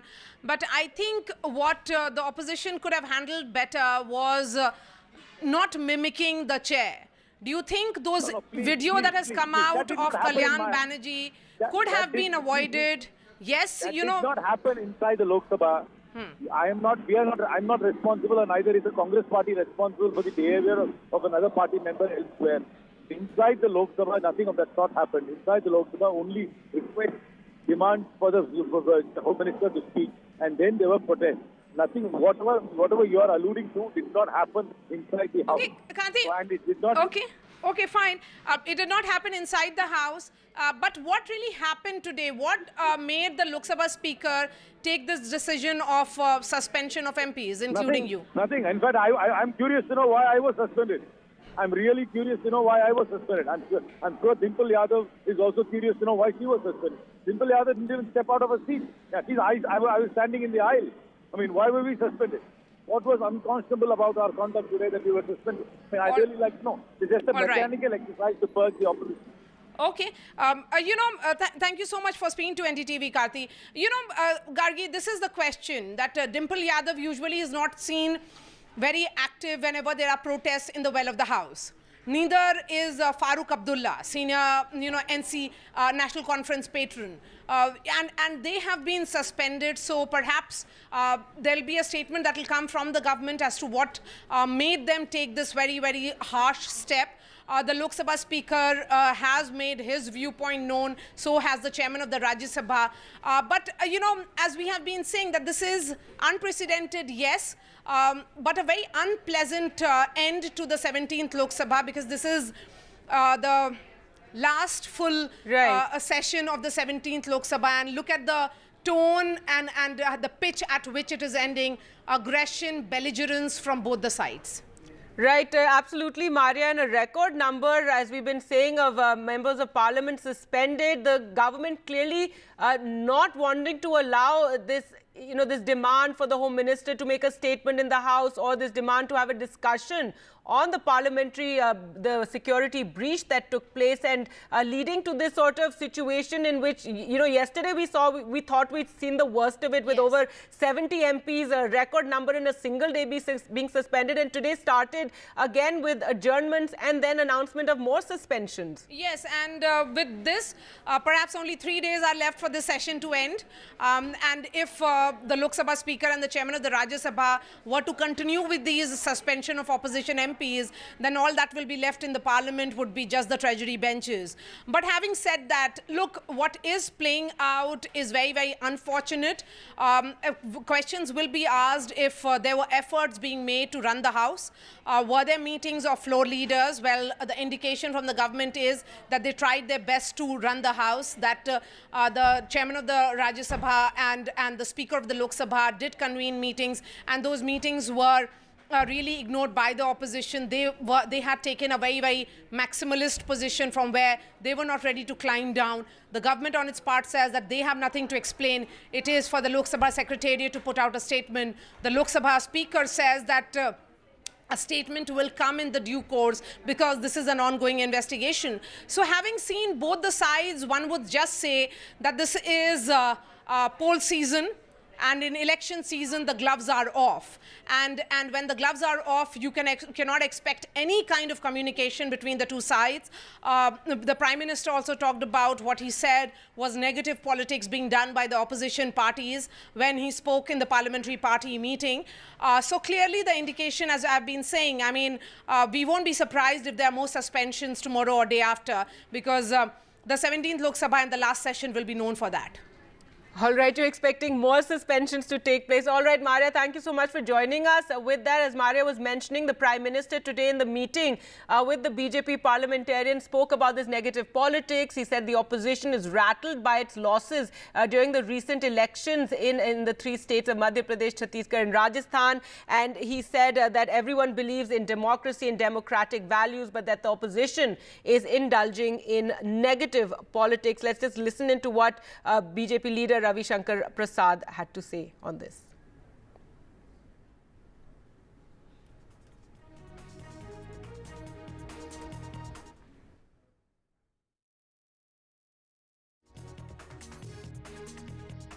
They've suspended another 42 people today.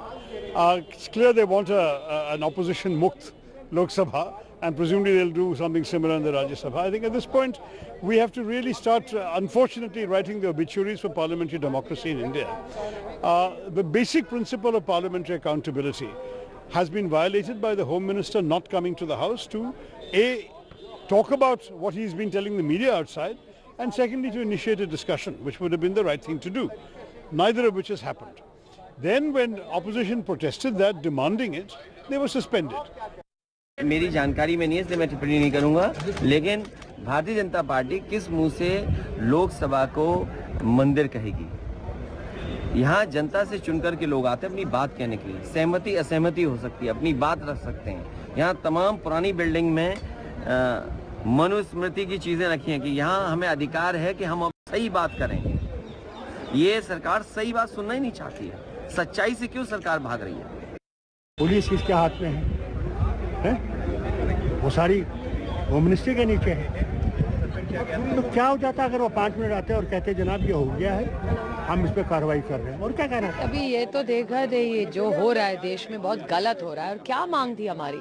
हम सिर्फ एक reply, जो हादसा हुआ है, जो हल्ला हुआ है संसद में, उस पर सिर्फ चर्चा चाह रहे हैं। ऐसे क्या मांग हम कर रहे हैं? चर्चा तो होनी चाहिए, और सिर्फ हमारे लिए नहीं, बीजेपी के सांसद है, यहाँ की सिक्योरिटी है, प्रेस वाले, सबके लिए ही है ये, कि सिर्फ सांसदों की सिक्योरिटी के लिए नहीं था। ये बहुत महत्वपूर्ण मामला है, लेकिन सरकार चर्चा नहीं करना चाहिए, भाग रही है।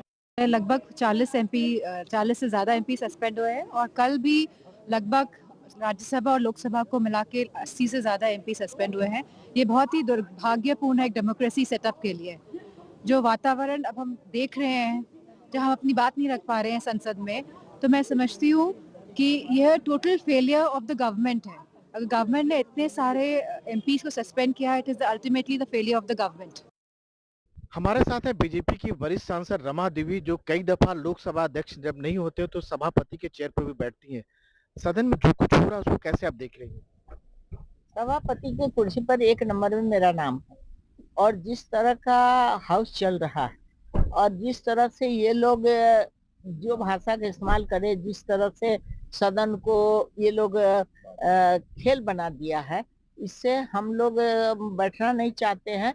राजेंद्र जी हमारे सदन चलाते हैं, और हमको अध्यक्ष जी कहते हैं कि वो हल्ला में अब तो सदन के कुर्सी के पास पहुंच जा रहा है। इतना गलत काम करने का सोच कैसे रखा है?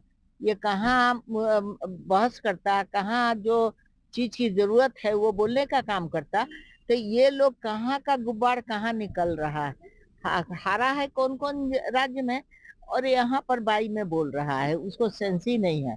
लेकिन ये लोग कह रहे हैं कि बस अपनी बात रखना चाह रहा है, गृह मंत्री से बयान देने की मांग कर, इनकी बात को सुन नहीं रहा है, लोकतंत्र की आवाज को दबाया जा रहा है। इतनी बड़ी तादाद में सस्पेंड कर दिया। कोई लोकतंत्र की आवाज को दबाने के लिए सदन नहीं है, सदन सभी की बात सुनने के लिए है। पहली बात कि ये लोग, हमारे अध्यक्ष जी ओम बिरला जी ने कहें कि सदन का जो कुछ काम है मेरे जिम्मे है, मेरे प्रभार में, और मैं इसका जो निगरानी करूंगा, चाहे जो जांच कराऊंगा, ये सारे चीज को जितनी तकलीफ हमको है सबको तकलीफ है, कि इस तरह का व्यवस्था में जो खामी आई है, कमी आई है। जो 2 लड़के कूदे या 2 लड़के बाहर थे, वो सब तो जांच हो रही है। तो यहाँ पर ही कहीं बोलने का गृह मंत्री के लाओ और प्रधानमंत्री को बुलाओ। ये सब भाषा का इस्तेमाल करने के पहले वो सोचे कि ये सदन जो है भारत के प्रधानमंत्री है, ये नहीं कि किसी बीजेपी के प्रधानमंत्री है। और इस तरह का भाषा का इस्तेमाल करके अपने कर्तव्य से भूल रहा है।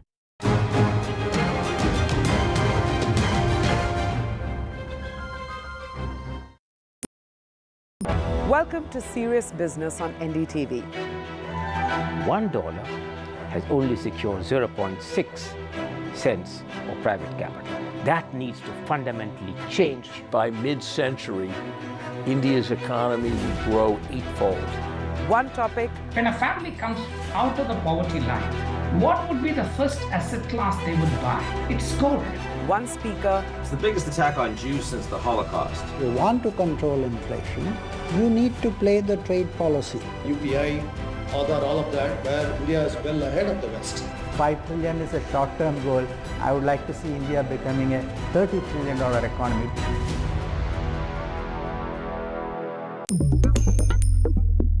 Different people believe in different things. In cricket, some hail the king, some believe in God. Some wait for Mr. Right, some believe in swiping right. Some run away from risk, others run after it. For some, kids mean babies. For others, kids mean puppies. Some want a home to settle in the future. Some want to roam the world today. Some make a career in a company. Some make a career out of building companies. But when it comes to money, everybody believes in only one thing: profit, profit, profit. And for profit, watch only NDTV Profit. We all love money.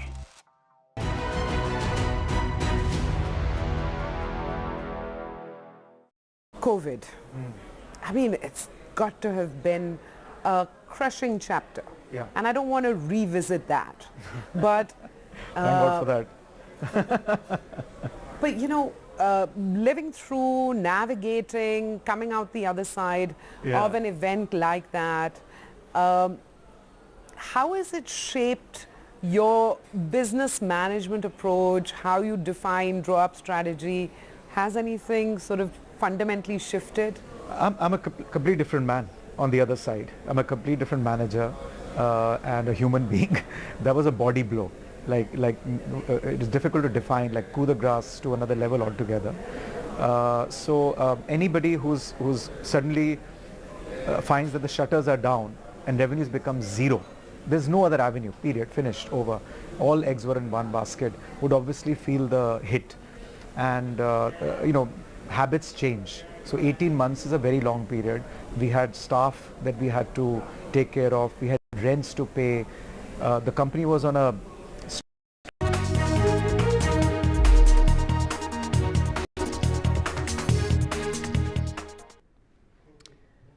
Welcome back. Let's take a look now at the situation in Tamil Nadu, where unprecedented heavy rainfall has battered several districts and has brought regular life to a standstill due to massive flooding in the southern districts. And there you can see a rescue operation, the IF helicopter rescuing a pregnant woman and a baby there.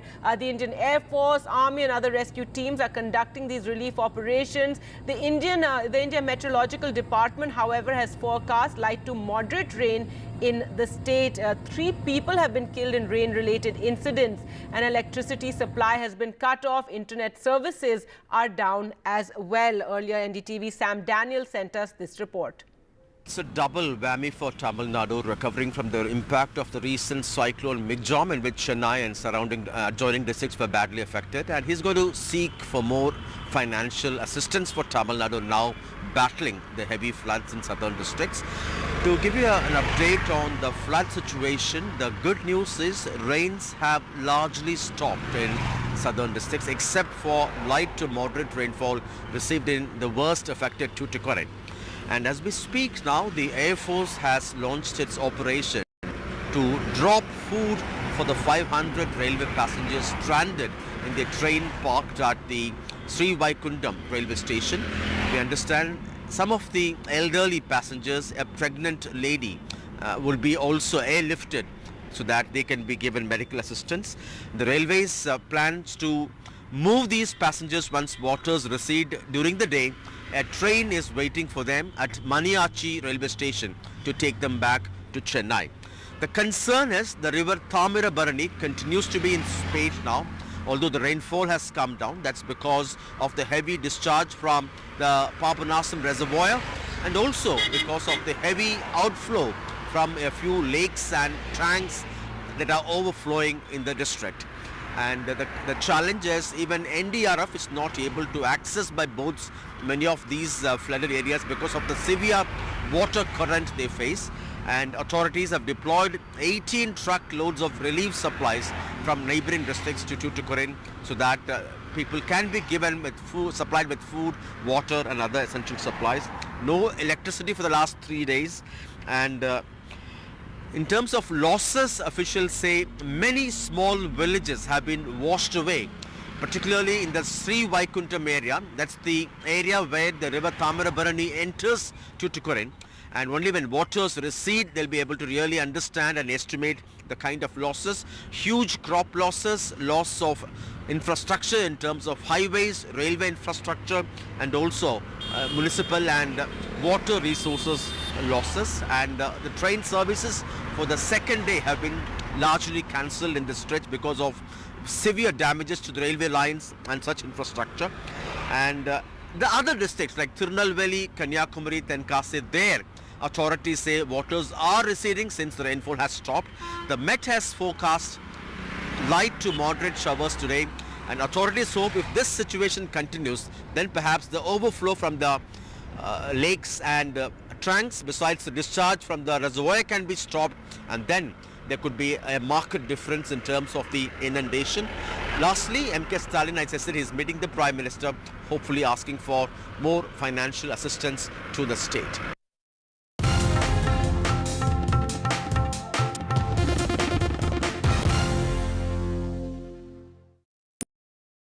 This show isn't just about news from the southern states. It's one that looks at the rest of India and the world from a diverse South India point of view, because NDTV has always taken the southern view seriously.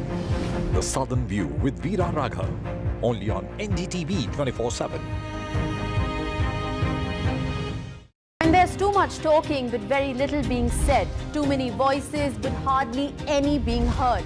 You turn to a show that puts you front and center. A show that headlines the stories of the people, by the people, for the people.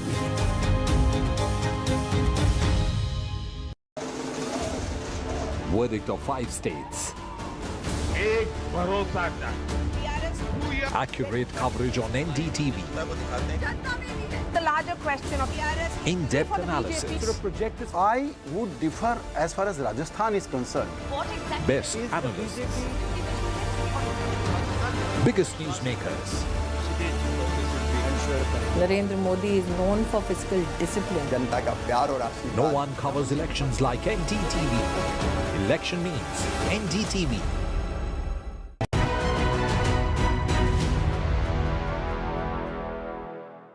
What's the business proposition? Because this is a luxury retail space, and you have your screens coming up here. So what's the business proposition the way you see it? Well, India is a very disparate market. It's very heterogeneous. So you have a customer at every price point, and people have got their own tastes and preferences. So about 14% of our portfolio is premium to luxury. So we have a product called Director's Cut. We have Maison PVR, now Maison Inox. We have Insignia. So I think the whole idea was horses for courses. So wherever we make a cinema, we study the demographic, we study the positioning of the mall, and then try to come out with a solution which complements that mall. So this mall is all about luxury. It's got all the best Louis Vuitton, Xenias of the world. Restaurants are very upmarket. Indian Accent has opened. Oberoi has got a restaurant here. The catchment is very affluent. So here we wanted to come out with a very special product. So therefore we've got 2 Insignia screens, we've got IMAX, we've got 3 premium screens, 6 screens in total. But for example, if you were to move to another catchment, where the price point, we have cinemas at 100 rupees as well. Yes, So, and I'm going to come to that in greater please. detail, but Yeah. like the shopper in me is going to ask you this question. How do you lure me away from a Louis Vuitton store here to come and watch a movie? So, you know, is this in a way, you know, more as far as the movie-going experience is concerned? Well, you know, people are not straitjacketed. If you're buying Louis Vuitton, doesn't mean that you won't eat and you won't entertain yourself. I mean, you won't like stay in that unless Louis Vuitton himself. I mean, they themselves start showing movies in their cinemas, in their outlets. So basically, I think people like to have various experiences. Shopping is one experience under one roof. That's what luxury malls like Jio have done, Emporio in Delhi have done. Then they like to go and have a meal as well, and they like to see a movie as well. So I think all these activities complement each other. So we will not take you away from buying whatever you're buying, but at the same time, after you're exhausted making those choices, because I think shopping is stressful. Eating is stressful. People count, you know, what they should eat, what should not. This is pure entertainment. This is escapism. And I think this is what we bring to the table. So that's our proposition.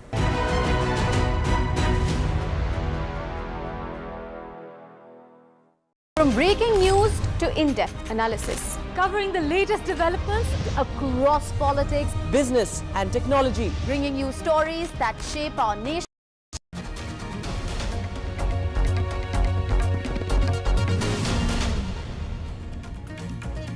Very good afternoon. You're watching NDTV 24/7. I'm Divya Vadwa. Let's get to your top story. That's the opposition bloc India will be holding its key strategic meeting in New Delhi in order to discuss seat-sharing arrangements, formulate a joint campaign blueprint for the 2024 general elections, and recalibrate its plan of action following the setback in the recently held assembly polls in the three Hindi heartland states. India bloc parties are banding together under the banner of Main Nahi Hum, We Not Me, to counter Prime Minister Modi's led NDA alliance. And however, despite the message of collective action, the opposition alliance has yet to streamline an alternative common program or appoint a convener, a spokesperson and a common secretariat. Delhi's Chief Minister Arvind Kejriwal held several high-profile meetings with key opposition leaders yesterday. Mr. Kejriwal engaged in a 45-minute closed-door discussion with West Bengal's Chief Minister Mamata Banerjee before his meeting with former Maharashtra Chief Minister Yadav Thackeray and his trusted aide Sanjay Raut.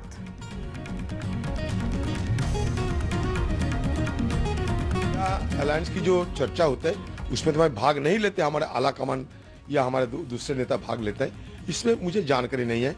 Bengal में हमारा स्थिति बार-बार बयान हो चुके हैं, बयान करेंगे भी।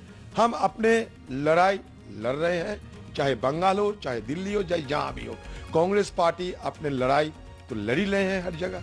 हम एक घटक दल जरूर है, इंडिया की बीच हम भी एक घटक दल है, लेकिन अपना अपना पार्टी तो है, अपना अपना पार्टी की क्या रवाय है, क्या मांग है, सब मिलकर तय होगा। इसमें मैं यहाँ खड़ा क्या बोल सकते हैं। India reported 260 new coronavirus infections on Monday, while the active cases have increased to 1,828. The centre on Monday issued an advisory to states urging them to monitor and report any influenza-like illness amid rising cases of COVID in the country, including the detection of one case of subvariant JN1. Centre's COVID panel chief, Dr. N.K. Arora, says that the recent spike in COVID cases is not a new wave and is part of the third wave caused by the Omicron variant of the virus, stressing that there's no need to worry about the situation, but the centre will keep monitoring the situation. Cases and positivity rate are not important. What's really crucial is that hospital admissions have not increased.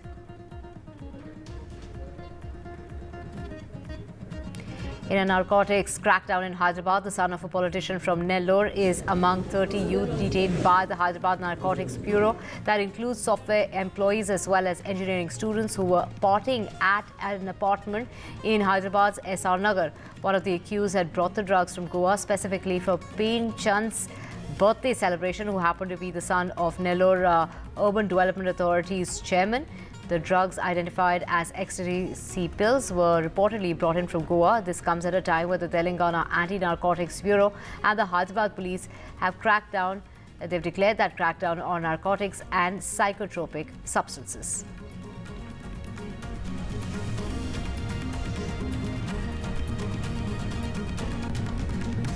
Let's get you some international news now. And at least 111 people have died after powerful earthquakes hit two separate provinces in China on Monday.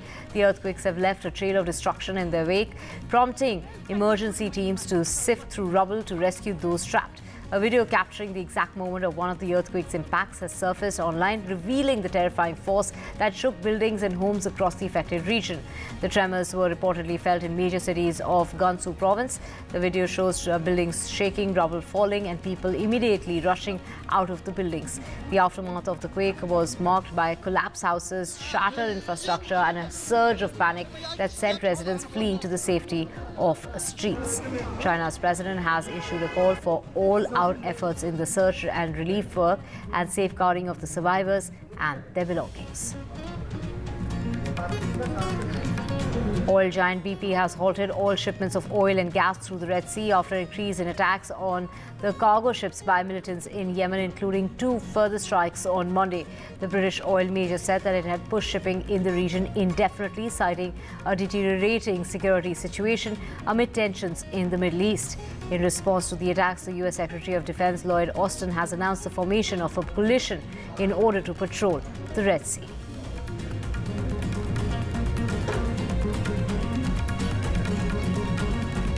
At least 10 Palestinians have been killed and several injured, most of them children, after 2 separate Israeli strikes hit 2 residential houses in the southern part of Gaza today.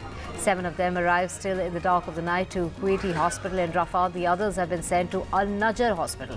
Israel has said that it's prepared to fight for months or longer to defeat Gaza's Hamas rulers.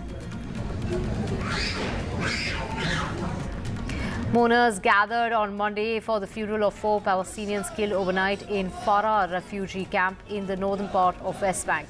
Over 300 Palestinians have been killed in the Israeli-occupied West Bank since the start of the Israel-Hamas war. The 4 were killed overnight during an Israeli military raid on the built-up camp. Some 60 Palestinian men detained by Israeli forces returned to Gaza on Monday, entering the territory through the recently opened Kirim Shalom crossing. 2 of the men, unshaven and still in their prison tracksuits, told Associated Press that they had been held in an unspecified facility in southern Israel after being arrested as they fled the southern part from the northern part of Gaza. Another man who did not want to reveal his name said he was arrested and taken away by Israeli soldiers from his home in Gaza City. All said that they were tortured by Israeli soldiers. Protesters took to the streets in Tel Aviv on Monday to call for the release of hostages taken during the Hamas attack on the 7th of October. Many of the protesters want Israeli officials to start negotiations for the release of the hostages. Israel says a number of hostages have died in the captivity of Hamas, but the deaths of the 3 hostages struck a nerve because they were killed by the forces trying to rescue them.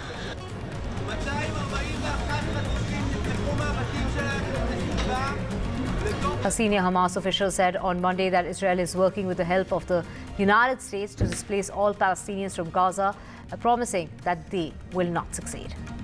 يريد الاحتلال بكل ذلك أن يجعل من غزة مكانا غير صالح للعيش ليسهل عليه مخطط التهجير والنزوح عن أرضه، ولكن نقول له ولداعميه وآخر زائريه وزير حرب أمريكا: خسئتم فلن تبلغوا مرادكم.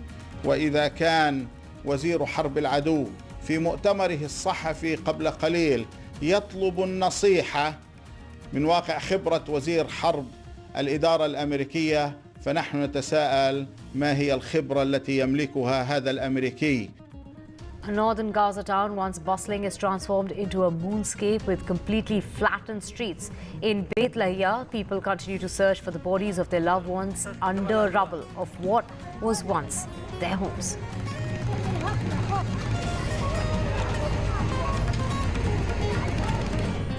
Republican Texas Governor Greg Abbott on Monday approved sweeping new powers that allow police to arrest migrants who illegally cross the U.S. border and give local judges authority to order them to leave the country, testing the limits of how far a state can go to enforce immigration laws. Opponents have called the measure the most dramatic attempt by a state to police immigration since the 2010 Arizona law, denounced by critics as the Show Me Your Papers bill that was largely struck down by the U.S. Supreme Court Immigration enforcement is a federal responsibility, and Texas's law is also likely to face swift legal challenges.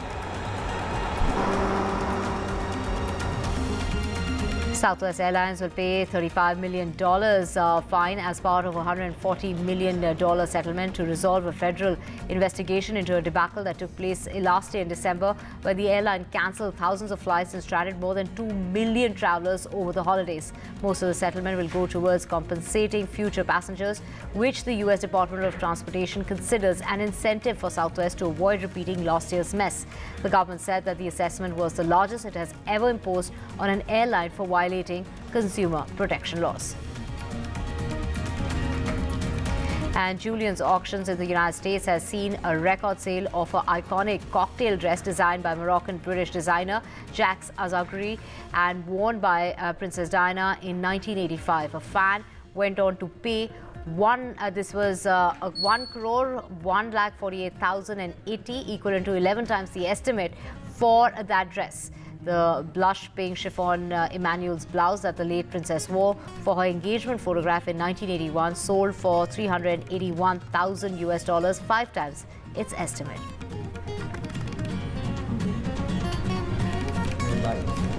Mark Anthony has become the owner of the new E1 Team Miami, which is part of the UIM E1 World Championship.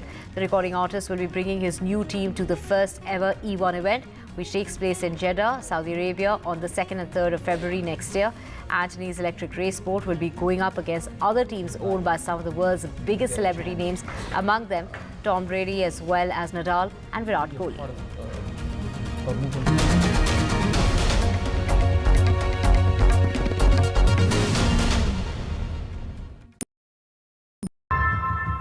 How often have you turned away from debates that descend into endless fights? We bring you a show where every question is answered, where every debate finds its resolution, where every story finds its conclusion, where opinions collide but facts prevail, where stories unfold with insights and trust. When the noise ends, the last word begins.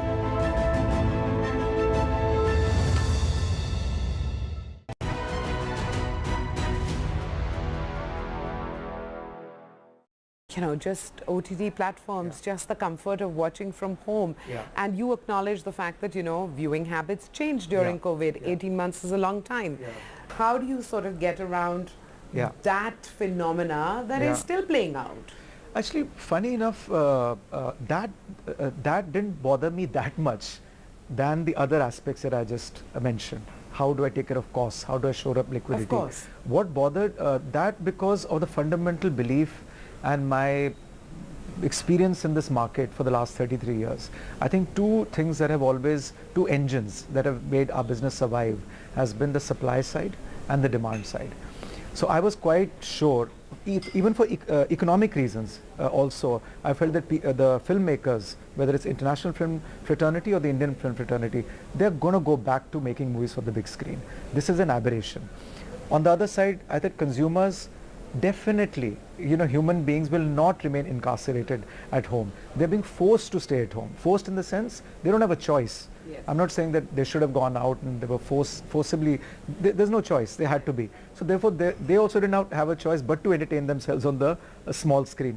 But the moment they'll get an opportunity to be able to go out, the moment the skepticism of will they catch the disease or not go away, and the medical fraternity will prevail, so many things will happen, people will go out. So you had that conviction? So I had conviction both that supply of films will come, and whatever was happening didn't bother me that much, honestly speaking, because ours is a very mom and pop film fraternity. Okay, we are not like 6, 7, even studios struggled. But there what happens is people don't have the staying power, even here, to make content and then hold on to it for 18 months. So earlier, maybe I got a little anxiety when somebody said, like an Akshay, that I'm releasing the movie on OTT, because OTT platforms were only showing TV shows. Nobody was showing movies. So that's a change that happened. But suddenly they were showing movies and monetizing the content that they had made. So it bothered me a little bit. Then I said, listen, who am I to object? What can I do? My shutters are shut. I can't say, listen, hold on to the movie. And I didn't know when the cinemas will open. But I knew that once the cinemas do open, again that monetization journey of a content will go back to its original form. It will go to theatrical, people will monetize it theatrically, then it will go to OTT, satellite, TV and all those things. And that's what happened. And the moment we opened the cinemas in April 2022, suddenly RRR, KGF, so many movies. In fact, that quarter was also not equally good, but as good, almost as good as the quarter that we did just now. Coming as it did straight out of COVID. Oh, people just went crazy.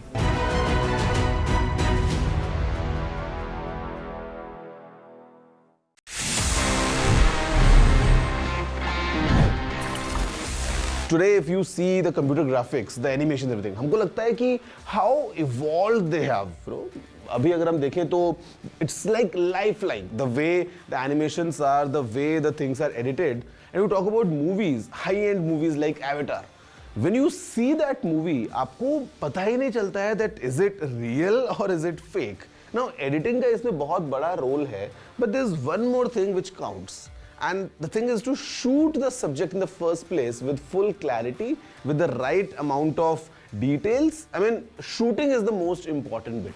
And we talk about Avatar, so the director James Cameron, he's, I think, always adamant to push things to the next level, to push imaging to the complete next level. For a fact, let me tell you, जो अभी Avatar 2 movie है, उसमें he was using multiple Sony Venice cameras, and they created a custom rig.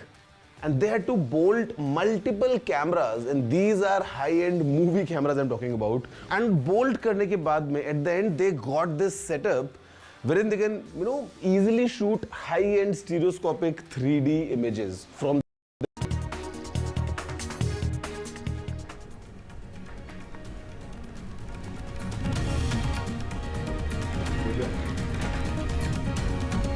Welcome back. It's time to get you some business news, and we have my colleague Sakshi Bajaj joining us. Sakshi, upbeat projection from the IMF for the Indian economy.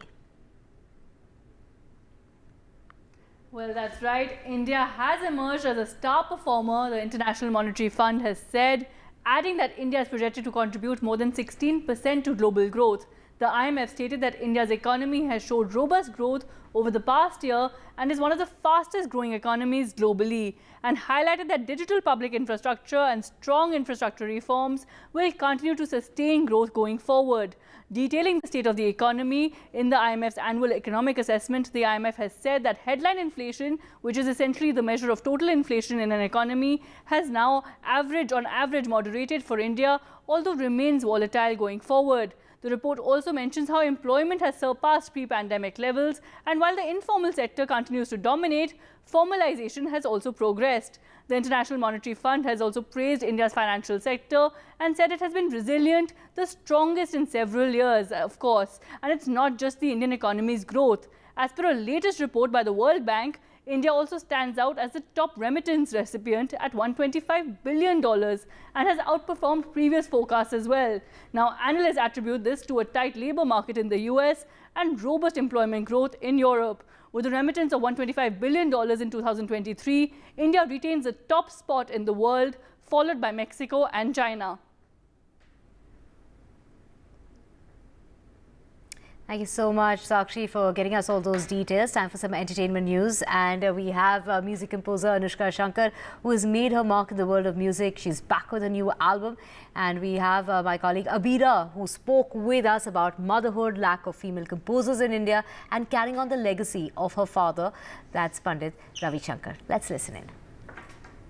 Hi, Anushka. Welcome to NDTV. Thank you so much. So I saw the new song from your new music album, Chapter 1, Forever for Now. And the video shows your children running around while you're playing a sitar. And it looks so beautiful, motherhood, how it has, how life is as a mother while playing a sitar, being a musician. Tell me a little more about the video and why did you choose to make it in such a way?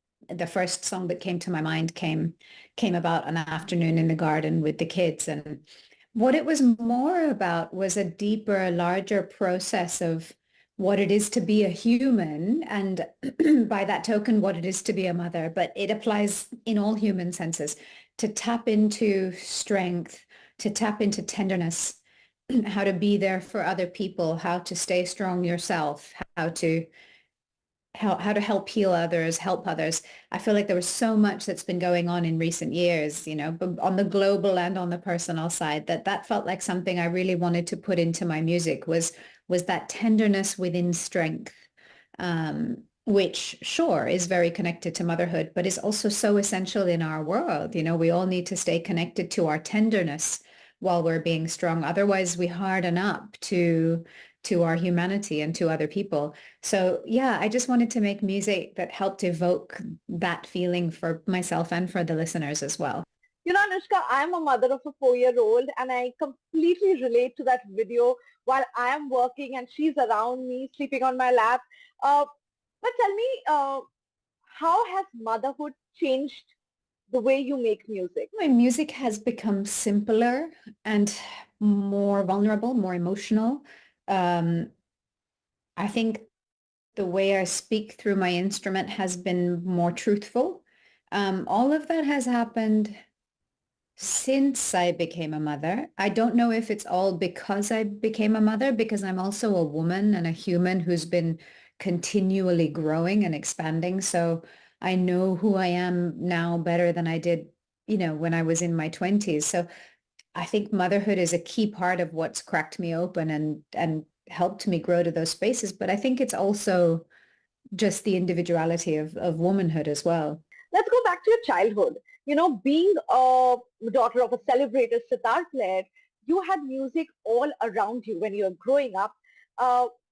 Because of that, was it a given that you will choose music as your profession? So there was definitely a lot of pressure to play and to learn, even if it wasn't like awful pressure. Like if I had really fought and said I want to stop, I'm sure they would have let me stop. But I could feel the desire, I could feel the hope and the expectation. So I never felt able to stop, you know? So as a kid and as a teenager, even when I would have my doubts, I would keep going.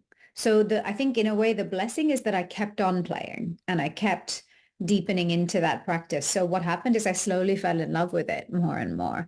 And as you say, you know, that atmosphere of hearing music and being around music all the time, that is as much or, you know, or more than the learning, you know, because I just grew up familiar with it. I grew up loving it. I think it's so important for kids and young people to have that exposure to all art forms, because you never know what might happen. So I was very lucky to have that. And then of course I had my training with my father. So it took me until I was out of high school, really. Like by the time I was 17, 18, then I felt pretty sure that I was ready to take on, you know, the potential pressure of performing his instrument professionally. Tell me, if you were not a musician or didn't choose this as your career, what else would you be? Like, what was the alternative for this?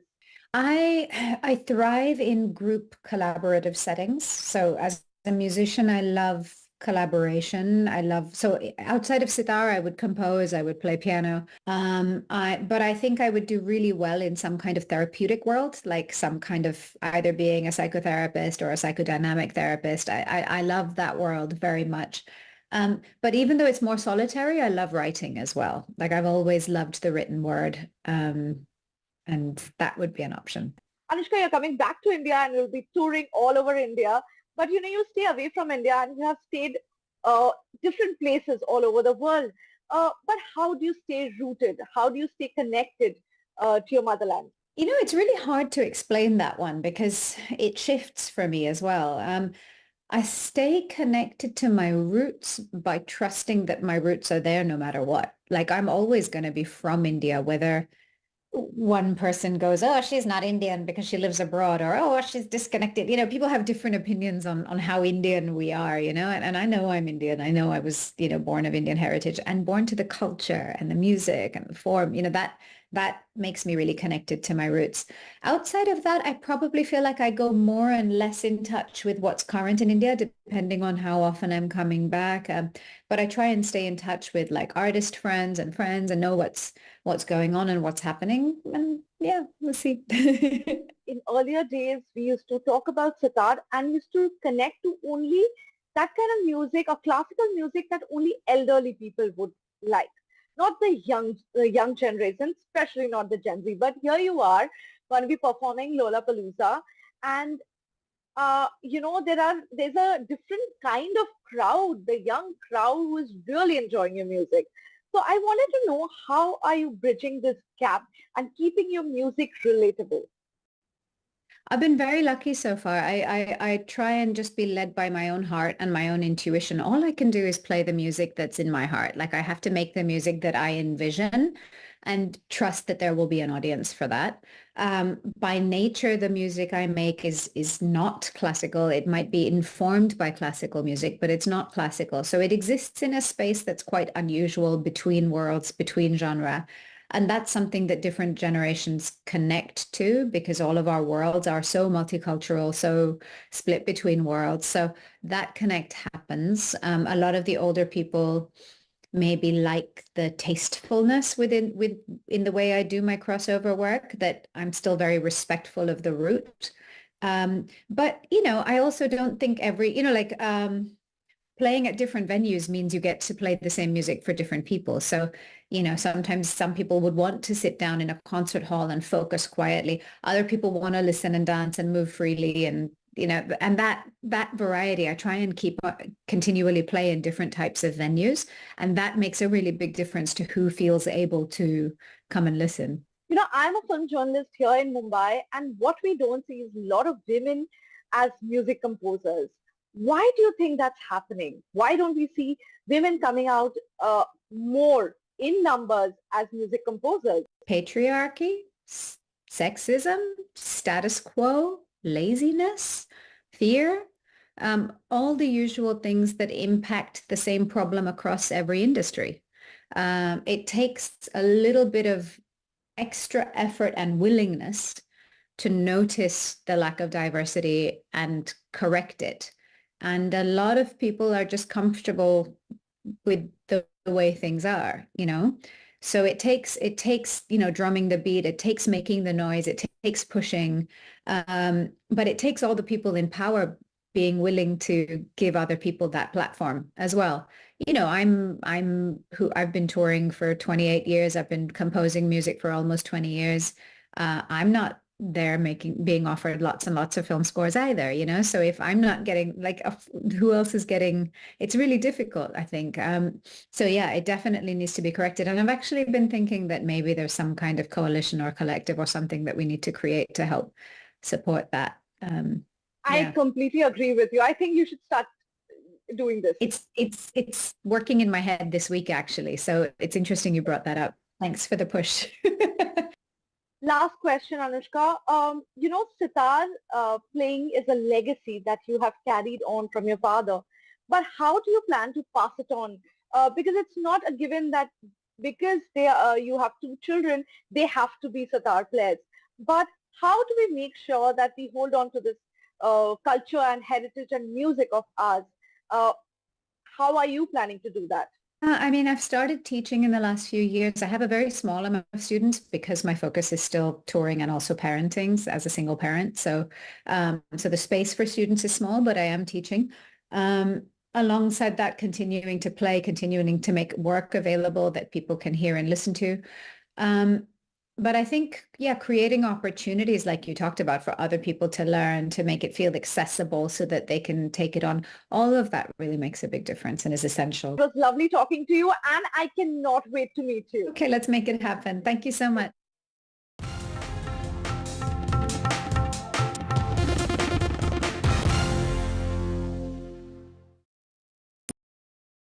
Business news can sound incomprehensible, unnerving, unrelatable. But how does it impact you? We deconstruct complex business news and ideas by talking directly to the leaders who shape the economy. We are serious about business. A debate has many facets. Perhaps no one right answer. Left, right, and center. Conversations that get to the core of the debate.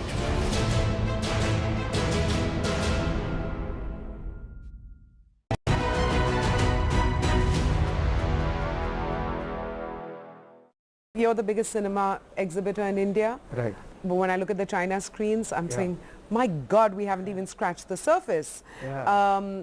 So where do you really want to go from here as far as PVR Inox is concerned? Well, I don't want to, in fact, get carried away by what's happening in China. I don't want to get carried away by what's happening in the US, because these screens, these countries have got very high screen penetration. In fact, more than what the countries, what the market demands. Can absorb. Yeah. So I think on the face of it, 70,000 China, that's not the number I want to look at. What is the correct number for China? That could be about 30,000, because some of these screens are running at single-digit occupancies.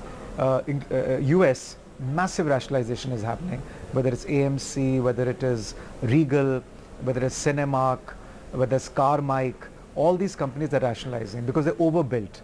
I want to make sure, I want to learn from the the two markets, how they overgrew in their screen count. Here I again want to go back to the fundamentals. Doesn't matter what the macro picture is looking like, I want to go micro. In this particular catchment, do I need to open more screens or not more open screens? Will they give me a return on capital employed or not? So we are very careful about where we want to. And now with the merger happening with 1,700-1,800 screens under our belt, there is no anxiety that we need to have more.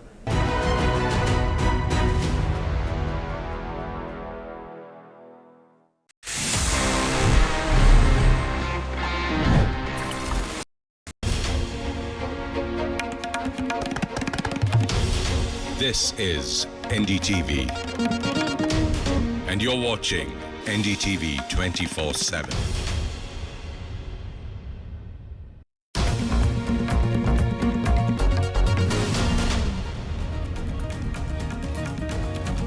Hello and welcome. You're watching NDTV. I'm Gargi Rawat. Coming up ahead, a record number of opposition MPs have been suspended from the parliament. We'll get you all those details and reactions. Also rain fury in Tamil Nadu. Let's take a look at the headlines at this hour.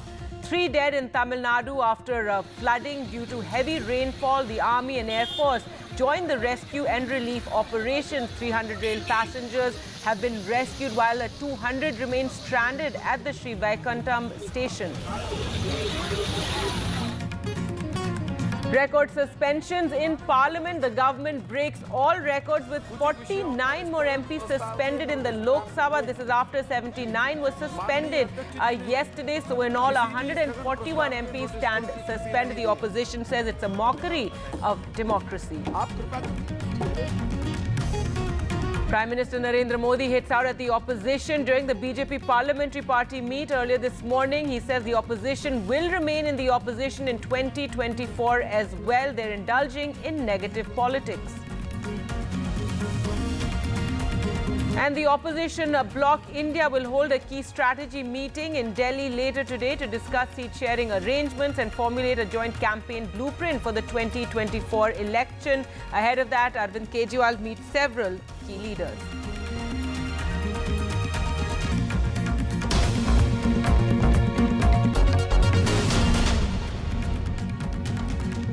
Well, let's get you the latest from Tamil Nadu first. An unprecedented heavy rainfall battered districts of Tamil Nadu and brought life to a standstill following massive flooding. And this was in the state's southern districts. There you can see a rescue of a pregnant woman and her child rescued by the Air Force chopper. In fact, the Indian Air Force, the Army and other rescue teams are conducting these relief and rescue operations. The Indian Meteorological Department has forecast light to moderate rain in the state. 3 people have been killed in rain-related incidents. Electricity supply has also been cut off while internet services are down in many parts of the state. So heavy rainfall there. You can see widespread flooding as well. 500 people were stranded at a railway station. Out of them, 300 have now been rescued. 200 though remain stranded. NDTV Sam Daniel sent us this report.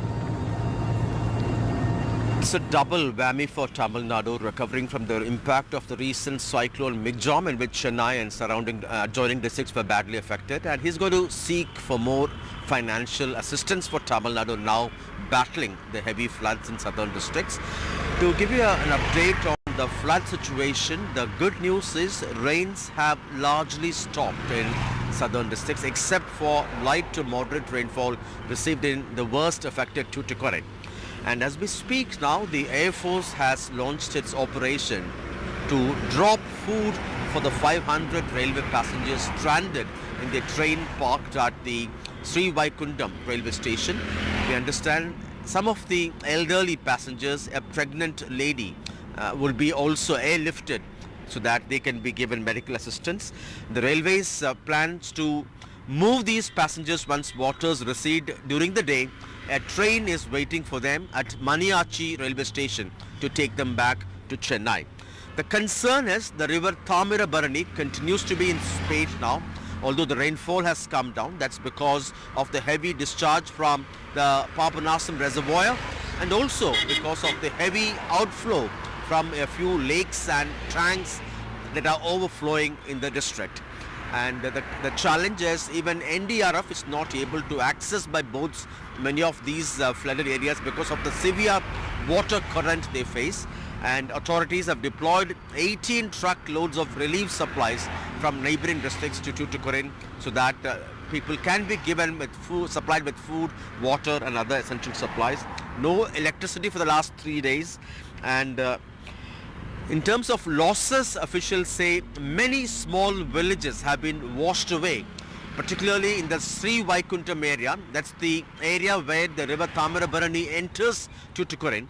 And only when waters recede, they'll be able to really understand and estimate the kind of losses. Huge crop losses, loss of infrastructure in terms of highways, railway infrastructure, and also municipal and water resources losses. And the train services for the second day have been largely cancelled in this stretch because of severe damages to the railway lines and such infrastructure. And the other districts like Tirunelveli, Kanyakumari, Tenkasi, there authorities say waters are receding since the rainfall has stopped. The Met has forecast light to moderate showers today, and authorities hope if this situation continues, then perhaps the overflow from the lakes and trunks besides the discharge from the reservoir can be stopped, and then there could be a marked difference in terms of the inundation.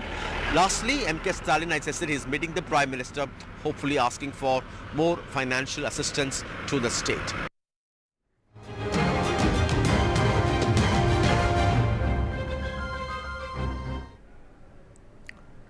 Well, let's now get to the latest on Parliament, where a record number of opposition MPs have been suspended. 140 opposition MPs suspended after the suspensions yesterday, in which over 70 MPs were suspended today. Another 49 have been suspended from Parliament. This is for demanding that Home Minister Amit Shah make a statement on the floor of the House on the security breach that took place in Parliament in the Lok Sabha on the 13th of December. The opposition has hit out and called it a mockery of democracy. Supriya Sule, one of the suspended MPs, calling it an undeclared emergency. So there you can see opposition MPs after their suspension also protesting in front of the Mahatma Gandhi statue, though the government, the Lok Sabha Speaker on his part has said this is not because of the demand for Amit Shah to make a statement, but because of holding placards in the House.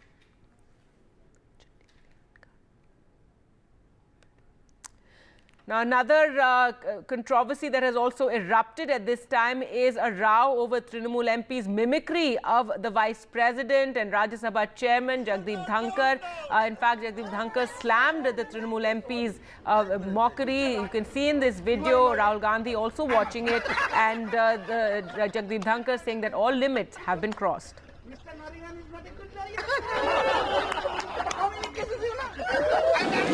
मैंने कुछ देर पहले एक TV channel पर देखा है, गिरावट की कोई हद नहीं है, गिरावट की कोई हद नहीं है। आपके एक बड़े नेता एक सांसद के असंसदीय व्यवहार को वीडियो कर रहे थे। आपसे भी बहुत बड़े नेता हैं वो। मैं तो यही कह सकता हूं, सद्बुद्धि आए, कुछ तो सीमा होती होगी, कुछ जगह तो बख्शो, कुछ जगह तो बख्शो। Office of chairman Rajya Sabha and office of speaker is very different. Political parties will have their cross currents. They will have exchanges. But imagine a senior leader of your party videographing another member of another party, mimicry of the chairman, mimicry of speaker. How ridiculous, how shameful, how unacceptable. All right, but the opposition MPs who have been suspended have hit out over this and called it a mockery. The fact that such an unprecedented number of opposition members have been suspended, over 140. Let's listen in to what some of them had to say. They've suspended another 42 people today. It's clear they want an opposition mukt Lok Sabha, and presumably they'll do something similar in the Rajya Sabha. I think at this point we have to really start, unfortunately, writing the obituaries for parliamentary democracy in India. The basic principle of parliamentary accountability has been violated by the Home Minister not coming to the House to A, talk about what he's been telling the media outside, and secondly to initiate a discussion, which would have been the right thing to do, neither of which has happened. Then when opposition protested that, demanding it, they were suspended. Police किसके हाथ में है? वो सारी home ministry के नीचे है। तो क्या हो जाता अगर वो 5 मिनट आते और कहते जनाब ये हो गया है, हम इस पे कार्रवाई कर रहे हैं, और क्या कहना है? मेरी जानकारी में नहीं है, इसलिए मैं टिप्पणी नहीं करूंगा, लेकिन भारतीय जनता पार्टी किस मुंह से लोकसभा को मंदिर कहेगी? यहाँ जनता से चुनकर के लोग आते हैं अपनी बात कहने के लिए, सहमति असहमति हो सकती है, अपनी बात रख सकते हैं। यहाँ तमाम पुरानी बिल्डिंग में मनुस्मृति की चीजें रखी हैं कि यहाँ हमें अधिकार है कि हम अब सही बात करें। ये सरकार सही बात सुनना ही नहीं चाहती है, सच्चाई से क्यों सरकार भाग रही है? In a single word, I can say that it is nothing but an anarchy being played inside the parliament. Anarchy being played inside the parliament. They don't have even an iota of faith upon the parliamentary system in our country. So that is why it is nothing but an anarchy inside the parliament. अभी ये तो देखा ये जो हो रहा है देश में बहुत गलत हो रहा है, और क्या मांग थी हमारी?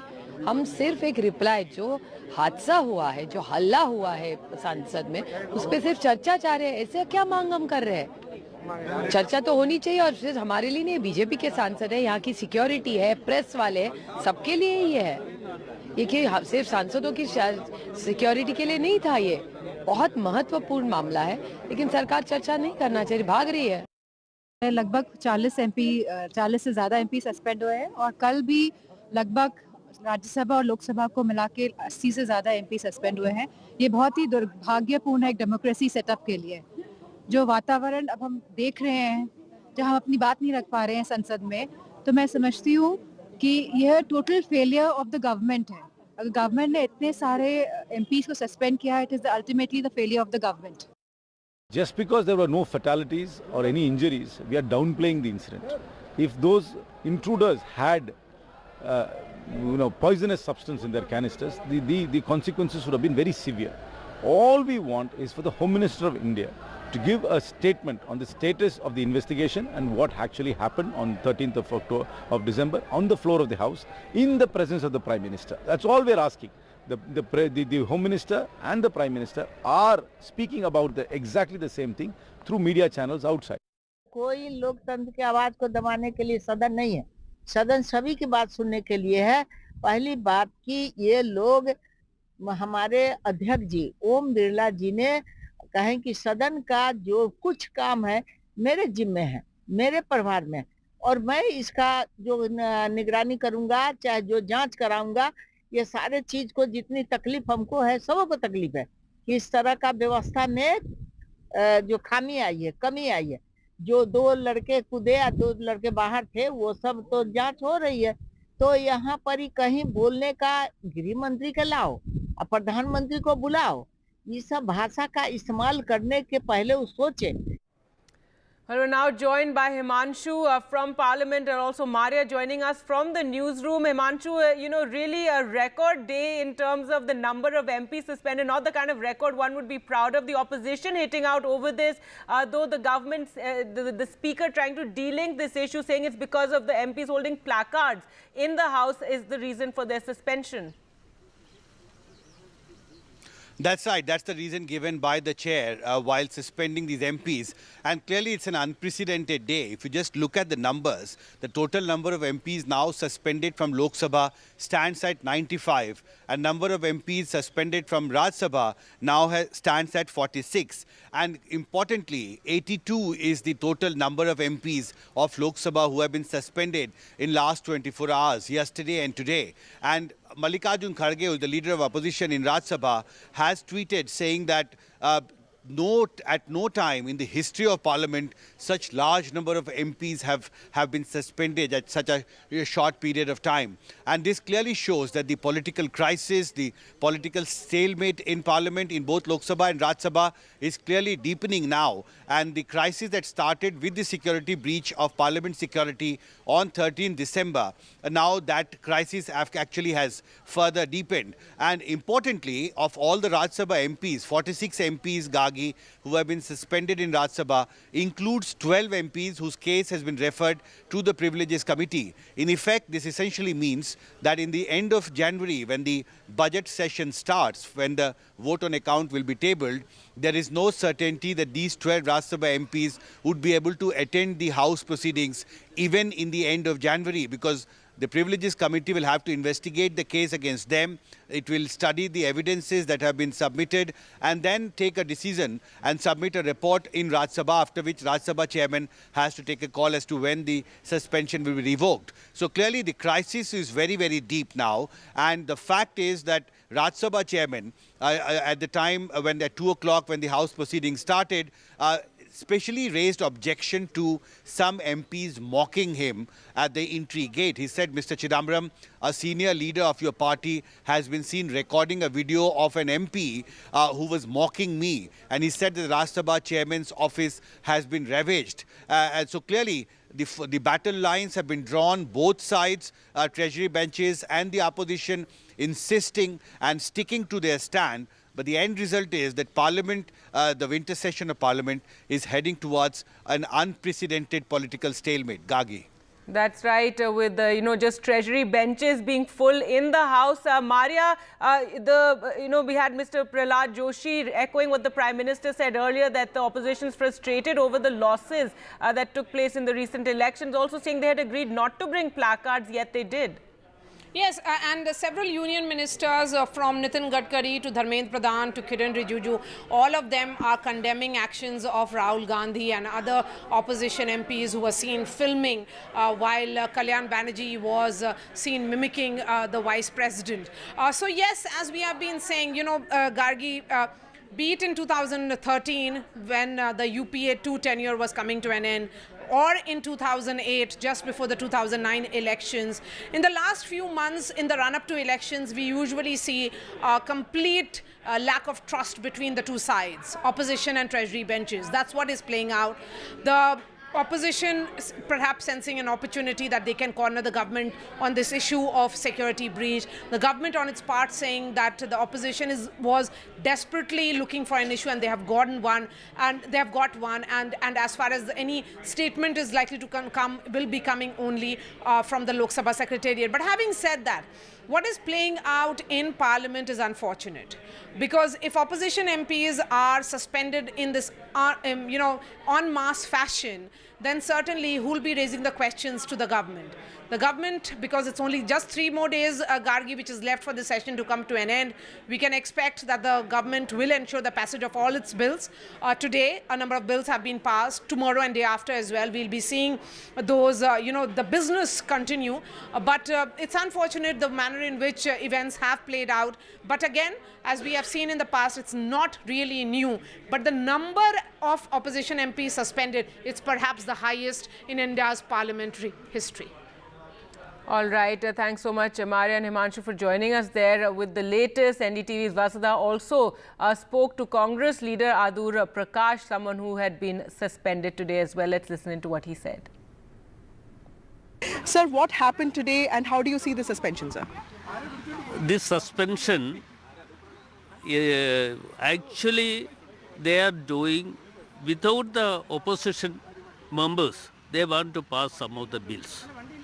That's a real problem. They want to pass certain bills. That's a important thing. The another thing, we are raising some problem in the Parliament House regarding on 13th action. But there is no reply from that for that purpose. Who has to reply that? Amit Shah is the Abhidra, he is the leader and he must talk about that thing. What happened in the protect? They are giving the protection to us also. How we can enable them to go through like this? That's why we are opposing. That's why we are every time we are opposing about that 13th problem. For that purpose, they didn't say anything in the Parliament House. Right. Yeah. Sir, they're saying that, some of the MPs carried placards and some of them were also mimicking the Rajya Sabha chairman. Do you think, the action was in response to that? That's not in the Parliament House. It's outside, maybe. That may be done in the outside, not in the Parliament House. We didn't do anything just like. But we have show the placards. We have to show our this one. Showing these placards, you must take action. That's why we are doing this thing. Right. That's our duty. Yes, sir. My last question to you, sir. Do you think that the opposition will also miss out an opportunity to discuss some of these important bills like IPC and Telecom Bill if you're not taking part in the discussions? Yeah, we are not taking part in the discussion. We didn't get the chance. That's why they are disposing all of our members, opposition members from the parliament. Right. That's doing that. Right. That thing they want to pass all the bills without any objection. So that time for us to slip into a short break. More news updates coming up on the other side.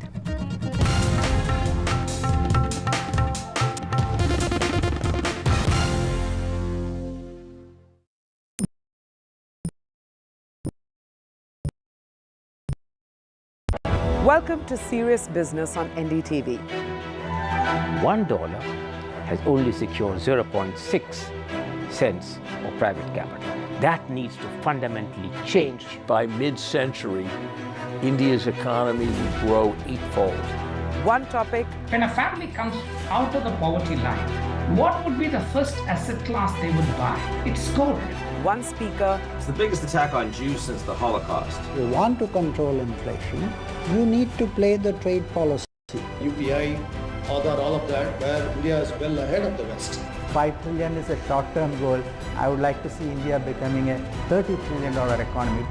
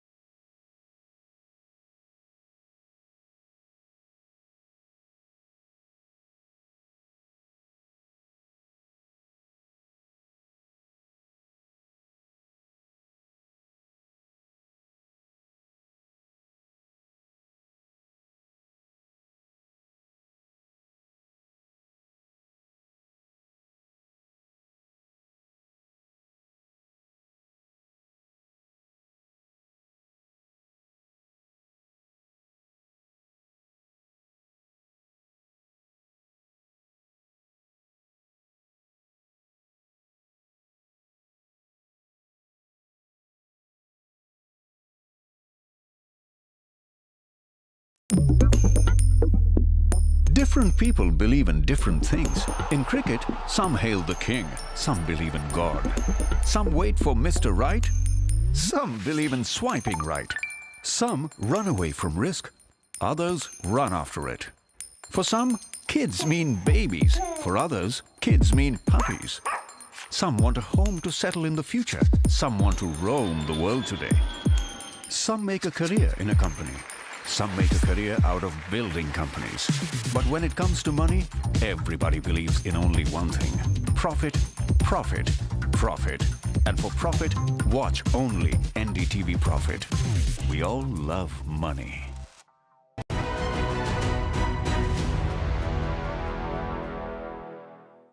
COVID.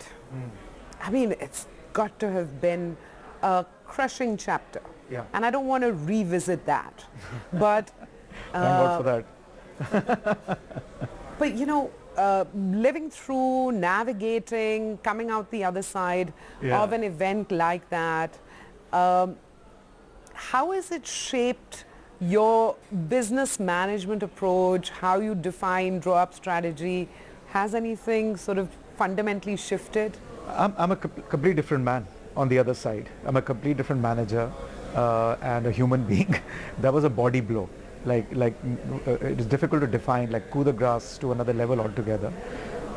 So anybody who's suddenly finds that the shutters are down and revenues become zero, there's no other avenue, period, finished, over. All eggs were in one basket, would obviously feel the hit. And habits change. So 18 months is a very long period. We had staff that we had to take care of. We had rents to pay. The company was on a steamroller of, building cinemas. So there was capital, there was debt. A lot of things were happening. One, of course, I'll get philosophical and say there was divine intervention that we survived. And second is that, of course, we were very fortunate.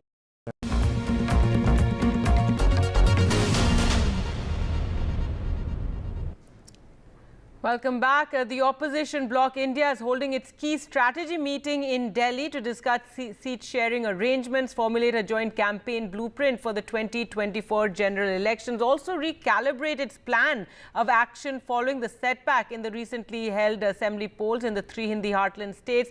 There you can see the leaders have gathered for that India bloc meeting. Interesting to see Rahul Gandhi sitting next to Mamata Banerjee there.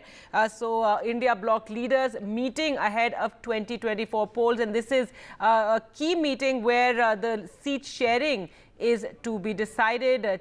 Delhi Chief Minister Arvind Kejriwal there as well. He held a number of meetings with some of the leaders yesterday itself, and today present at this meeting of the India bloc. Let's go across to Sunil Prabhu now for more. And Sunil, we're seeing those inside visuals of the meeting as the leaders have all gathered, and this is a very, very key meeting given that the seat sharing formula has to be decided, at least get the wheels turning on that front, and it comes after the recent setbacks in the state elections. That's right, Karti. As state specific, they are going to, as far as possible, ensure there is a one-to-one contest. That's the basic idea. The Congress party has announced a high-level committee headed by Ashok Gehlot, Mr. Bhupesh Baghel, Mukul Wasnik, Salman Khurshid and Mohan Prakash from the party side to really work on the national alliances. And then like that, similarly, they will have to do it with the various other state leaders. So from state to state, as we have been reporting for a very, very long time, be it in, say, for example, Kerala and in some other states like in Punjab and Delhi, where the Congress will have to have, it's impossible for them to have an alliance with the left in Kerala. So they are the two main contenders there, and they will definitely be those, agreeing to disagree at the state level, but together at the center they will have a national alliance.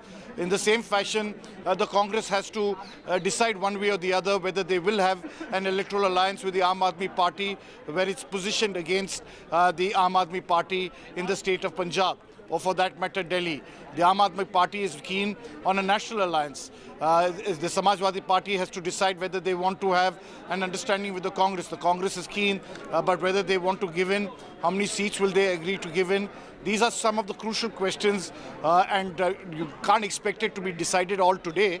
But actually the contours, the policy level, they are expected to be able to give some finality and some guidance in terms of going ahead and fighting if they have to be in the reckoning against the NDA-led BJP led by Prime Minister Narendra Modi. Right, Sunil, and there's been, friction as well after the Madhya Pradesh elections. There was friction between Akhilesh Yadav and the Congress, Arvind Kejriwal and the Congress as well. Arvind Kejriwal, in fact, holding a number of meetings yesterday with some of the leaders of Mamata Banerjee and with Uddhav Thackeray. So those series of meetings have been taking place. These are what is called attempts to basically, have small cohorts, small groups to take on and ensure that they are able to maneuver well with the led by the Congress party. Congress has performed poorly in the three heartland states of the recent elections, and it's in that point that they would like to bargain and ensure that they get a better deal.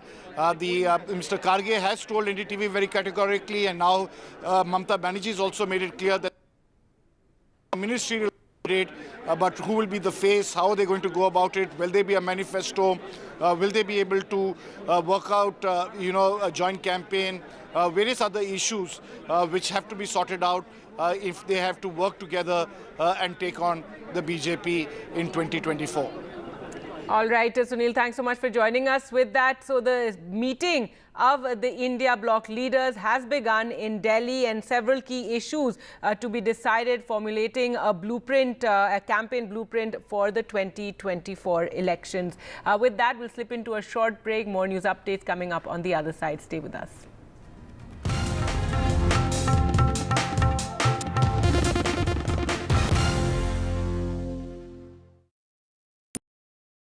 This show isn't just about news from the southern states. It's one that looks at the rest of India and the world from a diverse South India point of view, because NDTV has always taken the southern view seriously. The Southern View with Veera Raghav, only on NDTV 24/7. And there's too much talking but very little being said. Too many voices but hardly any being heard. You turn to a show that puts you front and center. A show that headlines the stories of the people, by the people, for the people.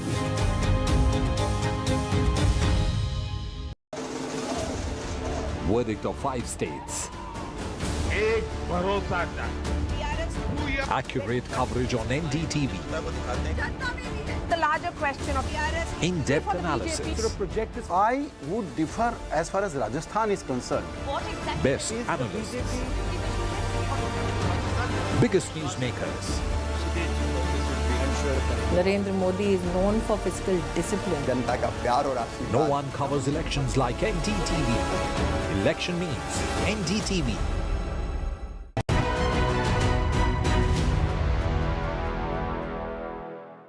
What's the business proposition? Because this is a luxury retail space, and you have your screens coming up here. So what's the business proposition the way you see it?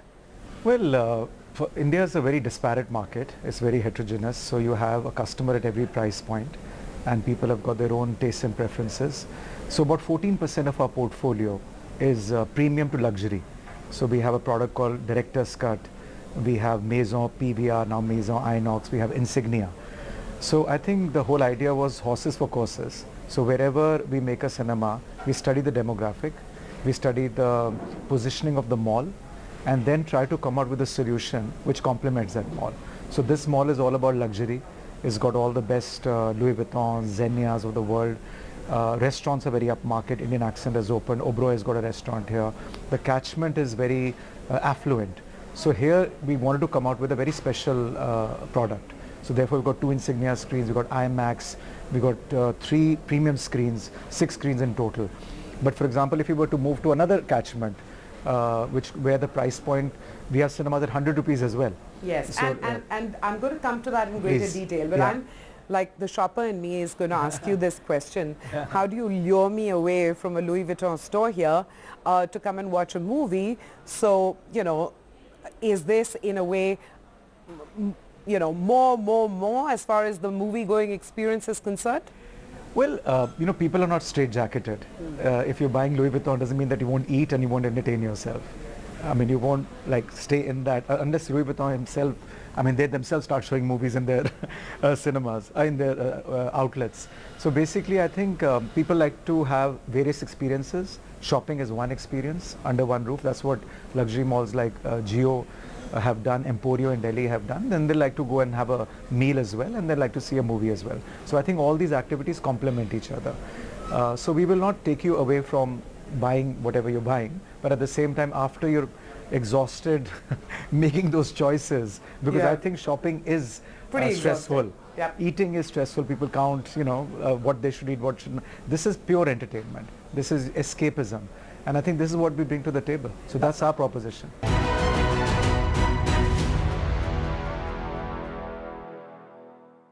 From breaking news to in-depth analysis, covering the latest developments across politics, business and technology, bringing you stories that shape our nation and the world.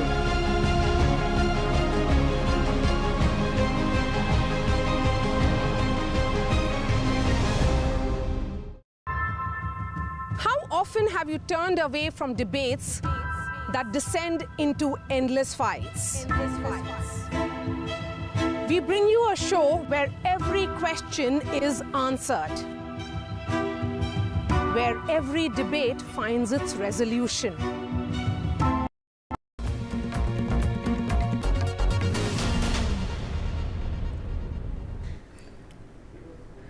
Welcome back. The Allahabad High Court today rejected all petitions by the Mosque Committee in the Gyan Vapi Mosque case and has asked a Varanasi court to complete the hearing in the matter within 6 months. Challenging this suit, the Mosque Committee had argued that it is not maintainable under the Places of Worship Act 1991, which restricts altering the character of a religious place as it existed in 1947. However, the plea was rejected. यह एक बहुत बड़ा ऐतिहासिक फैसला है क्योंकि बहुत दिनों से ये मामला लंबित है और एप्लीकेशंस डाल करके केवल मामले को लटकाया जाए जाने से किसी को रोक नहीं है एक पक्ष अगर पीड़ित है तो उसे ऊपर की अदालत खुली हुई है न्यायालय में जाने के लिए वो जा सकती है all the petitions that were filed dating back to 1991 the Allahabad High Court order says that all these petitions are not barred by the Places of Worship Act. They can be heard and they will be heard in the Varanasi District Court, and the court also ordered that the hearing to be completed within 6 months. Now, of course, the Mosque Committee has the option to, to file a review, to file a review of this order, and this can they have of course option to to refer this to a larger bench or to go to the Supreme Court. All the petitions date back to 1991. There are several petitions related to matter, but 5 of them are important. If I just talk about the 2 of them, the 1991 was filed by 3 people claiming that the mosque premises should be included in the temple premises. It is the part of the temple. It is a part of the Kashi Vishwanath temple. Another key important petition was filed, as my colleague Alok mentioned, was filed by 5 women seeking year-long access to the Gauri Shringar Shrine, which is at the west wall of the mosque of the Gyan Vapi Mosque. If we talk about the Archaeological Survey of India, the court actually has completed, the Archaeological Survey of India has actually completed and filed a report in the court yesterday, and now hearing whether or not the court, whether or not can the survey be made public or not will happen on 21st, that is Thursday. But today, in the matter of maintainability, the court has passed an order saying that all the cases are maintainable and can be heard in the court. So now things will remain as is. Only hearing will go on all these disputes in the Varanasi District Court if the Mosque Committee does not appeal against the ruling of the Allahabad High Court. All right, news now from the northeast, and just a day ahead of the proposed mass burial of 87 violence victims due to the ethnic violence in Manipur in Churachandpur. Last night there was fresh unrest from the district where members of two ethnic tribal groups reportedly clashed. According to sources, now precautionary measures have been imposed and a section code of criminal procedure is in place. NDTV's Ratnadeep sent us this report. In Manipur's Churachandpur, which had been the epicenter of the violence that we saw since May 3rd, a spell of violence where more than 200 people were dead in Manipur. In fact, this time what we are hearing from official sources is that last night there were scuffles, there was sporadic violence reported in parts of Churachandpur between two groups of people, and therefore the state government, taking no chances, have imposed section 144 of the criminal procedure code, and therefore more additional security forces have been sent to the area. Police sources tell us the situation is under control, but they don't want any further escalation given the fact that this comes a day ahead of the proposed burial of 87 dead bodies which were kept in morgues for months together. Remember, last week after the intervention of the Supreme Court, the state government had flown in the dead bodies from Imphal, as well as those dead bodies which were kept for a month in Churachandpur Medical College will also be given burial. 87 mass burial would take place tomorrow as decided earlier, and in fact preparations for that is being made. And last night's escalation in Churachandpur town and adjoining areas is a reason of concern for the state government, more so because the mass burial event itself is emotional given the fact the kind of ethnic violence that Manipur has seen over the past couple of months, and therefore taking no chances, section 144 has been imposed. Now this also comes at a time when the CBI chief Praveen Sood is visiting Manipur to review the cases which the CBI is investigating with the help of the SIT